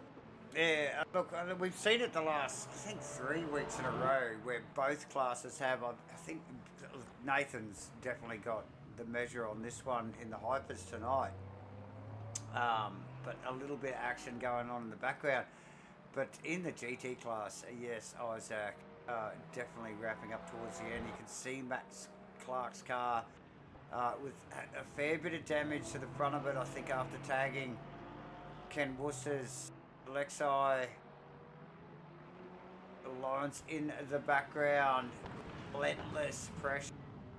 We don't have to go too far back here to get to that. Oh, and that was... sorry. Stay composed. The Gunther Rowe Costas Makalos battle. just as we flick the cameras there, Costas with a tyre, a rear, out on the grass. Big wriggle, really struggling to pull the car up. Costas looks like he has way more pace than Actually, just the Chevy yeah. of Gunther Rowe at the moment. Yes, J-Man. No, doing the numbers, I think Costas is safe. I think he's probably going to get home by about a litre. He's looking very speedy. Well, Gunther, not a litre. Sorry, 1%. though will not Lawrence, make you're it talking about? easy, as we've seen Yep. on Harry Lawrence. Gunther's not going to make it easy for Costas to get past us for sure. I don't No. think Gunther makes it easy for anyone to get past. To be honest.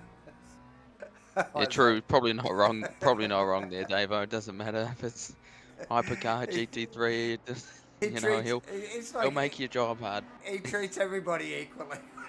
Yes, yes. Yeah. And it does a stellar job of it, as we just see. Who is that just rolling out of the pits? I think that's Robbie Mitchell. Yes, it is.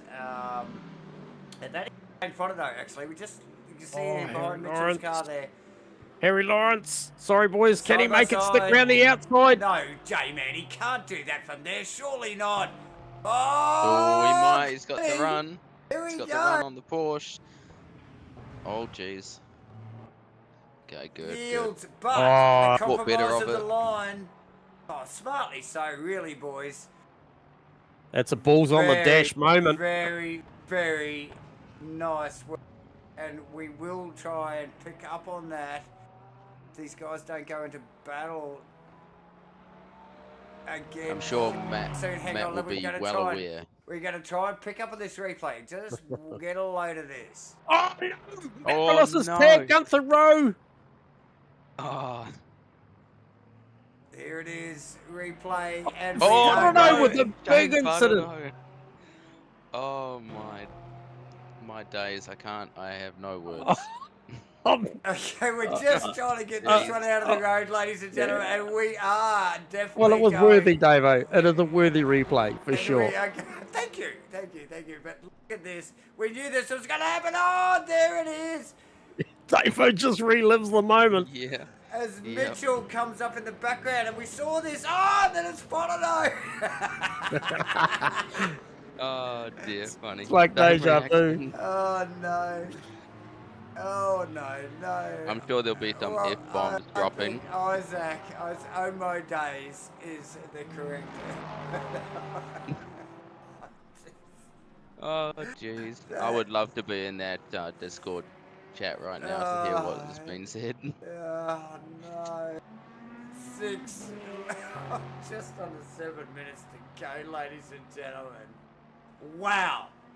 How things can change. Matty Clark, Harry Lawrence still holding down first and second in the GT class. Costas Makalos now past Rowe.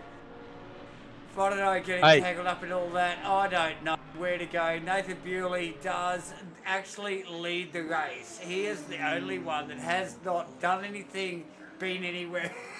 Just played it clean the whole race.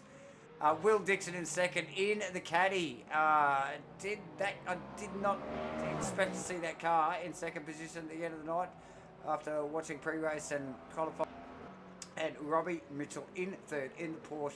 He probably doesn't think he would have been in third position either. Hayden Tagg cracking on in the Peugeot. Boys, we've got a drying track. There is a groove forming. We talked about it at the top end of the broadcast. 5 minutes.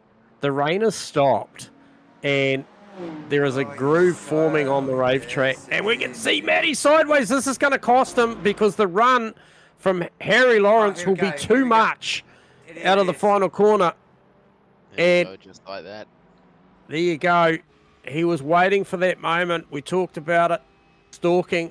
Putting pressures, come back from a 10-second penalty served at the pit stop. Put a lot of pressure on Matty Clark. This won't be done. Matty won't give up on this. He will keep the pressure on. However, with this drying track, whose tyres were pressured at what and whose can sustain this drying track towards the back end? We're going to see the lap times light up for a couple before maybe they don't. Once the tyres get a little bit too hot. Do they start searching for water? They're all on the race line at the moment. Just a quick replay of that. And so that was Matt Clark getting the insides on the inside ripple strip out of the final corner there. Just too much inside ripple strip. Gets the Porsche a little bit sideways. Like you said, that's all Lawrence needed. He was sitting there. He was waiting. He knew something would happen if they kept the pressure on. And there it is. Gets it done. Does Clark have something to fight back with on a drying line, boys? Well, look at them. Look at them searching for water. Right out there to the right there. 4 minutes, J-Man. 4 minutes and 10 seconds.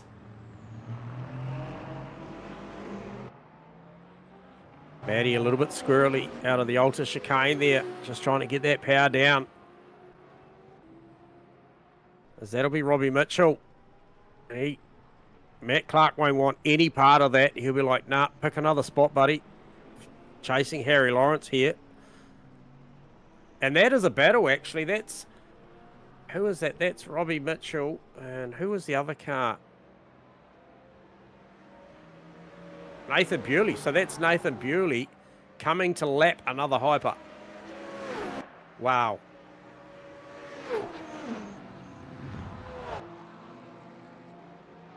It's on another level, Bewley. Yeah, so that's knowing that he's Robbie. got, Yeah, that's Robbie. Who he was like just in amongst that whole little mix up there between Macrolos and Rowe there only a couple of laps ago. So I think just steady as she goes from Mitchell. He just came up on that. He's like, oh well, I'm staying out of that. I'm sure as Bewley come up behind him, he's probably thinking the same thing, just going, yeah, no, I don't want to get involved with that. Look at Clark here. He is right on the bumper now of Harry Lawrence. He is not prepared to give up on this one. He'll be thinking, you got there through a mistake out of the final corner. I've got more. I'm going to have another crack. Come down into Aqua Minerale here. He's right on him.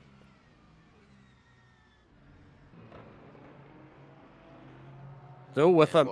What great racing these two are showing us. You know, the professionalism and skill that it takes to drive one this close, and in the challenging weather conditions, as we can see them get a bit loose. Give them a bit of a tickle up. Hayden T coming up in the background there. The rain lights are flashing.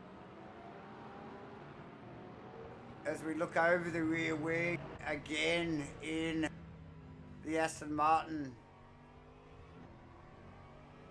You can actually see Teggles in the background there. You can actually see the reflection of the light, the brake lights. Yeah, the rain lights are flashing. How cool, as you mentioned, Elvis, is it to see the rain lights flashing at Rain Light Racing? We don't see it often, but I tell you what, it's made a spectacle here tonight. Yeah. More wet weather racing. Come on, guys. Get amongst it. Clark, wide. Yeah, he's throwing everything at it at the moment.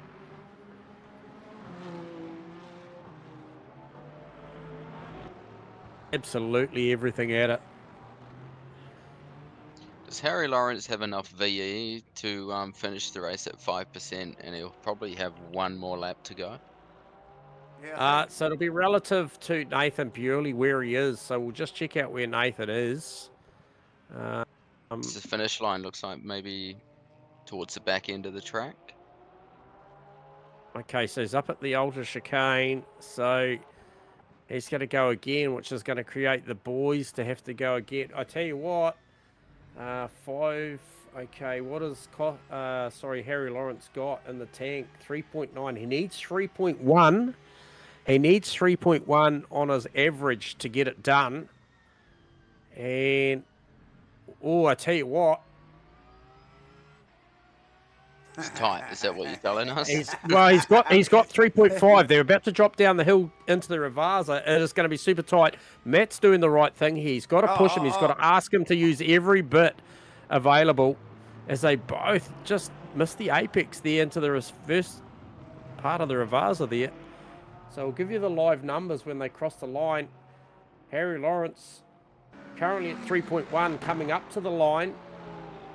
2.7, he used that lap there. So if we have a look, ooh, it's going to be close. It is going to be close.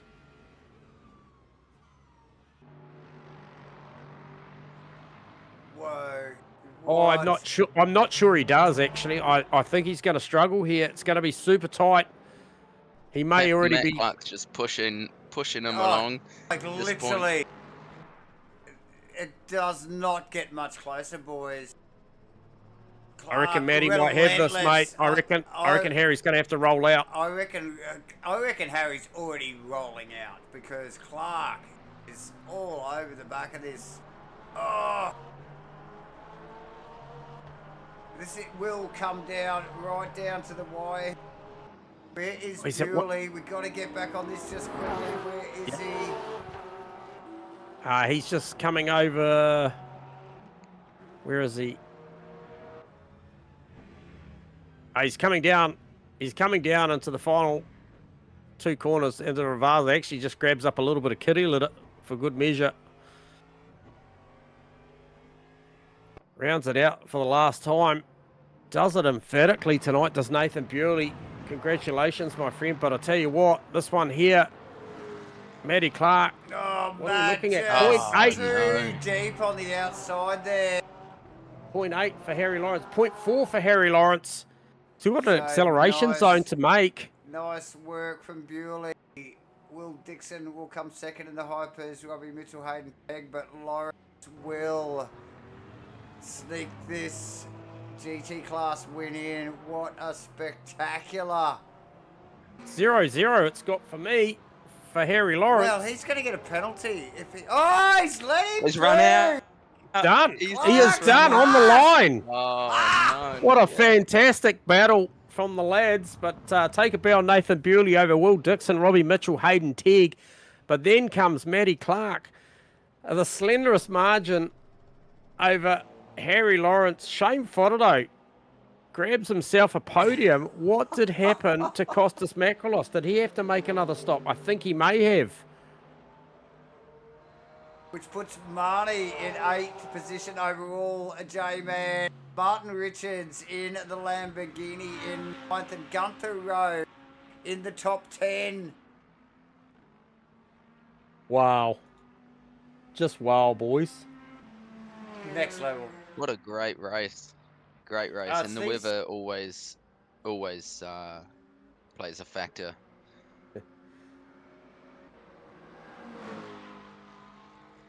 Amazing stuff.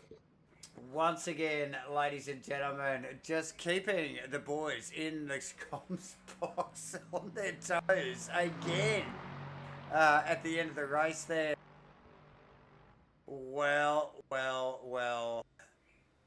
boys. Imola always providing the goods, isn't it? It's last couple of seasons we've been here. Imola things, isn't it? Fantastic. Yeah, no, awesome stuff. And look, and we just throw a drop of rain in, or just a shit ton, and that's what happens. All right, I'm gonna cue this podium, boys. Yeah, let's do this. And I'm bringing the three contenders from the GT3 straight down all at once. Nice. Let's do this.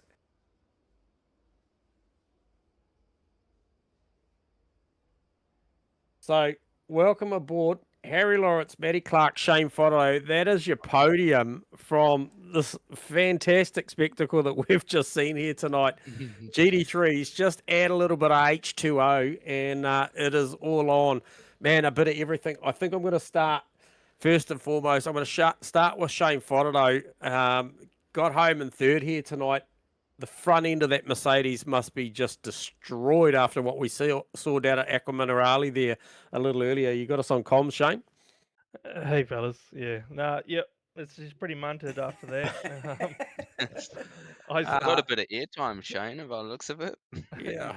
Yeah, I don't know how I ended up here. I had a 360 before turn 1 and another 360 later in the race, and had a big crash at the end, and I'm still third, so I'll take that. Yeah, so a little bit of real estate disagreement there between yourself and maybe Gunther and Noah Reid at the start of that one. So it was a little bit hard to unpack in the spray there, Shane. But I'm sure everybody's intentions were good. However, it certainly upset the pecking order a little bit at the start. But mate, a bit of everything in that one. You guys were amongst the thick of it for the better part of tonight's proceedings, mate. Yeah, and that was the first time I've driven in the rain in this game, so it was a bit of a learning Hats curve. off to you, brother. That's unreal. Yeah. It took me a while to figure out slow is fast, brake early and sort of try not to lock the brakes. But yep, got used to it after a while. Yeah, nice. And Well done, mate. Well done. I mean, it wasn't Um, fast, but I was just keeping consistent, I guess. So was it fast? Well, it was still good enough to put yourself there, mate. You got to run the duration as well. So stay there, Shano, because we're going to come back to you on that because I've got questions for you all. But Q and Harry Lawrence and Matty Clark here, and this was an absolute ding dong. And Matty, I'll get to you, but the first part I want to unpack was obviously Harry. I just got to pay homage to you and keeping your head and chin up, mate, with that 10 seconds overhanging you. I didn't know what that looked like as far as the rules and provisions around LMU as to whether we're going to make you come in twice and not maybe service the car on the same stop. However, they weren't so harsh, and obviously that first part of the stop, it looked to us like you got to negate that 10-second penalty and then press on. So maybe just talk to us a little bit about how that came about, if you do know, and then just what that takes to keep your focus going forward, knowing that you had to come back from such a long way. Yeah, so the penalty was a start infringement regarding erratic driving and braking. So just Oh, I didn't know that was a thing. Wow, news to Yeah, us. Well, you yeah. do now. Yeah, If you watch it back, just my car, you'll see it's pretty obvious as to why I got the penalty. But yeah, I didn't know you could get that, so I was a bit bummed. But I could have told oh you that well. one. they were those penalties were brutal when the back when the GT3s first came out. You used to get starting infringements for erratic driving all the time through doing really nothing wrong. Yeah, and I just had to learn how to drive this Aston in the wet. It's a very different car in the wet, and it was pretty shit. I made changes to the bumpers and stuff to negate the front load, and it just didn't work. So, in regards to that, that was pretty average. But for the rest of the race, just making my way through the field was really good, and making some nice overtakes along the way. Gunter made it pretty hard. Got a bit of a lifeline with Matt having a whatever happened at the last corner. I have to look at that back. I drove into the back at Ken. He didn't get the power down that I was expecting. Definitely my bad. Yeah, I did hit him on lap 2 as well, so maybe he'll report that. I don't know. That's up to him. I'll apologise to him anyway about it. And yeah, just 1% less on the fuel. Would have been fine if Bewley wasn't so fast, but oh well. That was saving like mad and finished with 0.01. yeah. So we saw that. So viewers, if you've just picked up, so that is Harry Lawrence coming from second, and second only by meters in the end, because Matty Clark, our race winner, pushed very, very hard post pit stops. It was sort of only predicted it was going to be that close from very late in the piece, based on the times, and then obviously the incident that Matty had with wheels, and then pressed hard. Matty, little mistake out of the final turn, gave that Aston all the opportunity to go down, but man, you boys pressed on really, really hard. Epic times on a drying track. So that's another point of conversation that I wanted to touch on, is the drying track at the back end as well, and tyre pressures and what that was doing as well. But Matty, congratulations for grabbing that one. And we knew it was going to be tight for you, Harry. You're always the magician with those VE numbers, and it was just literally a beesdick short tonight, and I think that was probably the difference. But Matty, the pressure defending, but then the pressure you put on for the final sort of 4 or so laps at the back end, mate. Talk to us a little bit about that and the heart rate, the intensity they required, and those tyre pressures. So I chucked on, when I saw it was wet at the start, I just chucked on a wet setup. And so in the opening stint behind Crossy and then at the end with Harry, I kind of knew that I was going to have nothing in a straight line.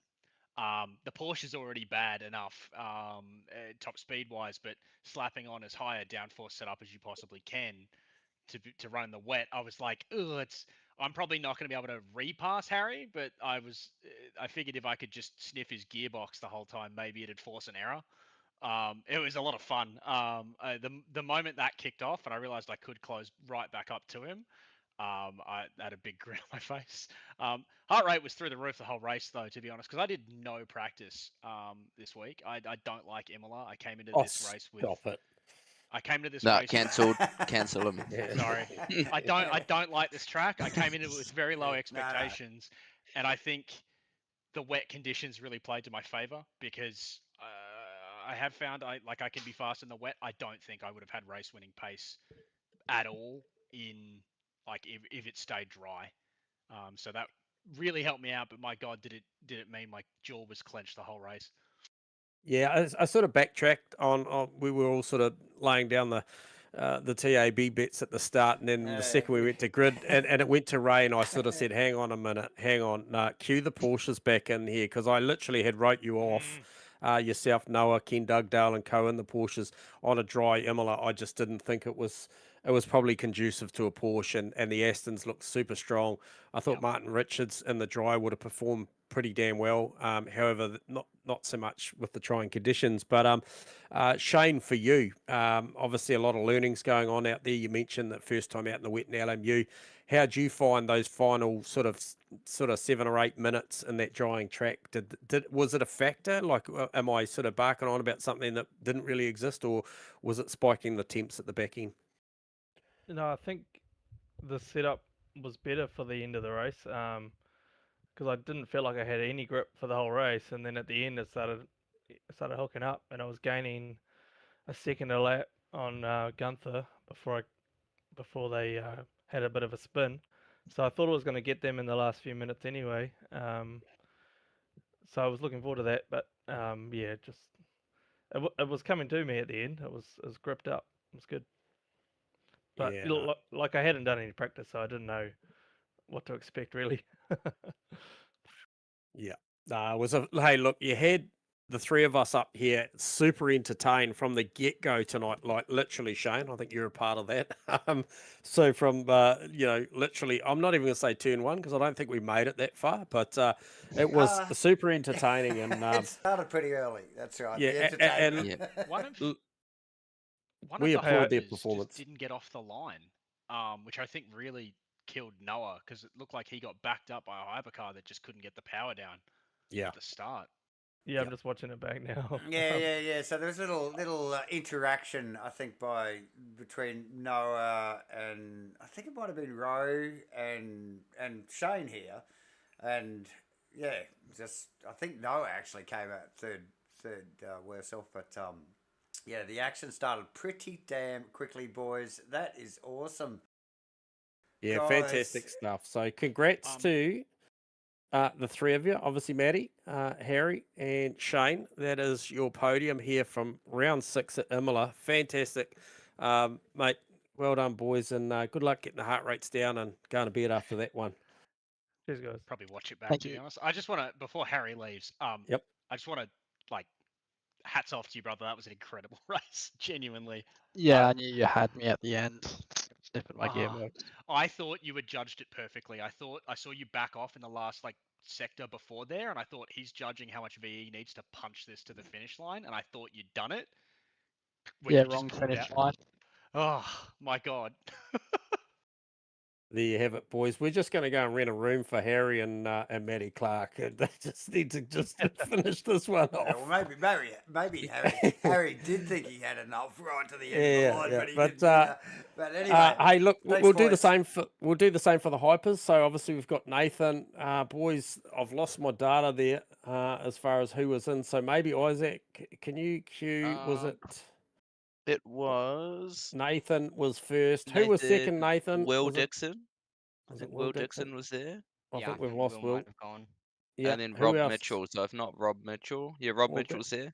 We'll grab Robbie Mitchell down as well. So we'll grab him down. So Nathan Bewley, we're going to start with you. We'll certainly, what a clinic put on tonight. And Robbie as well. I'm sure you had a lot to think about at times with Hayden Tegg with that reverse pit strategy. But we'll start with Nathan. Talk to us about those trying conditions out there tonight. And you kind of made it look easy at times there. I'm sure you had your moments, but we didn't catch many of them because it was like another postcode situation. Hey fellas, yeah, I mean, I probably didn't. I don't think I had any big moments.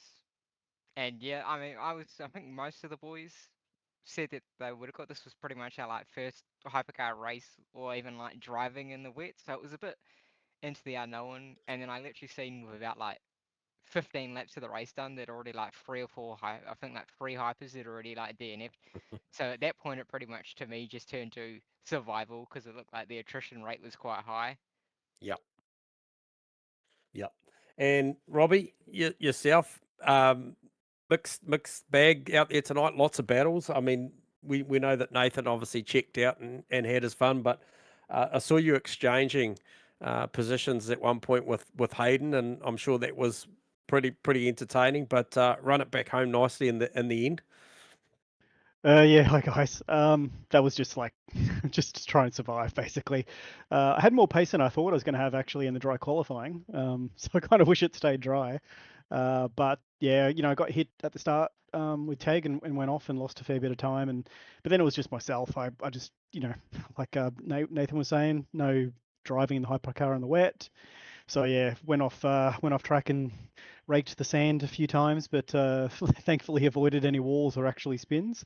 And then after a few of the guys went out, I just figured just try and survive.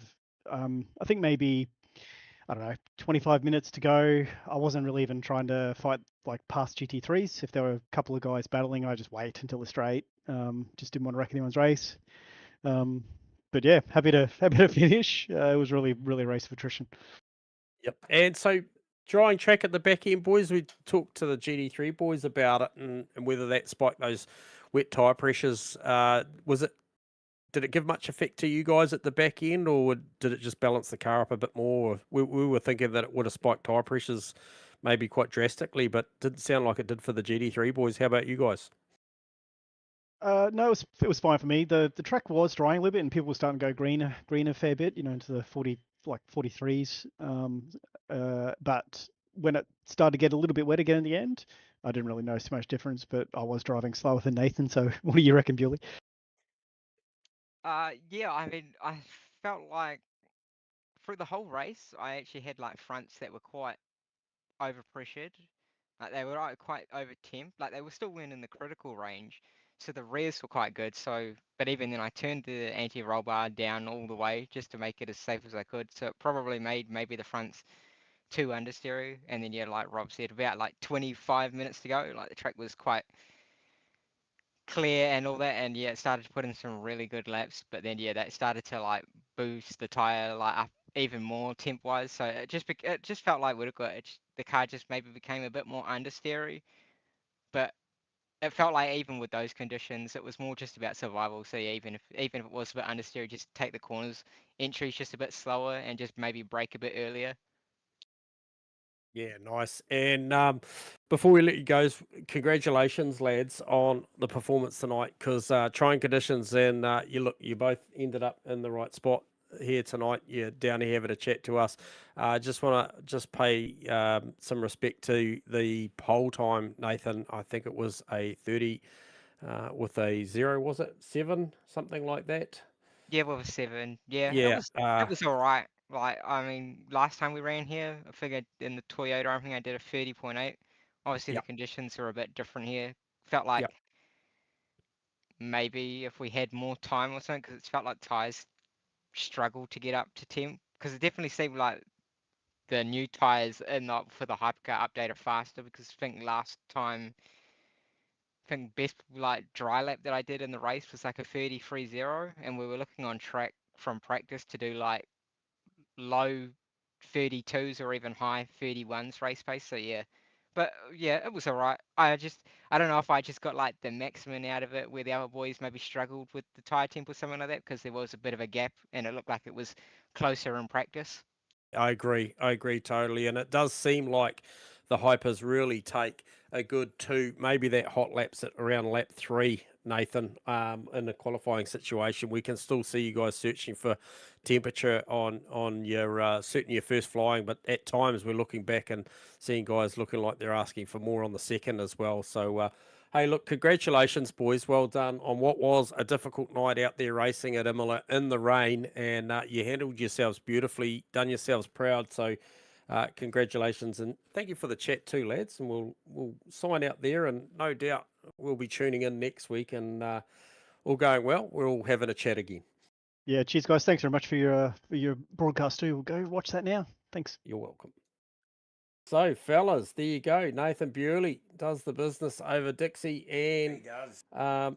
Robbie Mitchell. So, very impressive performance from the field here tonight. Some really great stories, some hard luck ones out there, some really defining moments in the championship too for some of the drivers. Noah Reid on the back end of a really tough night as well. So we'll see what that looks like when it comes across the desk next week, and I'm sure there'll be plenty to unpack. And once again, Isaac, it's always a pleasure having you tune in. I'm not sure where you're tuning in from tonight. I'm sure it's somewhere fantastic in the world, but always appreciate you beside us, mates. And Davo, as always, you're always a bloody legend. And I'll sign out and let you close up. Yeah, cheers, J-Man. Hopefully be at Fuji next week, and always a pleasure to be beside you both. If I'm not on the track, I look forward to catching up with you guys on stream and seeing the boys take at it. Awesome, guys. Thank you, Isaac. Thank you, J-Man, once again here on a Monday night. Monday nights at MATCHFIT Entertainment. That is Rainlight Racing's 2026 LMU Series. Round 6 at Imola. What a crazy race again. Pouring rain. We love that. Racing's awesome always, but just add a bit of H2O and it is all go, go, go. Join us next week for round 7, ladies and gentlemen, and we'll be at Circuit da Fuji. Awesome stuff. See you all again next week. Hit the like and subscribe button. Bye for now.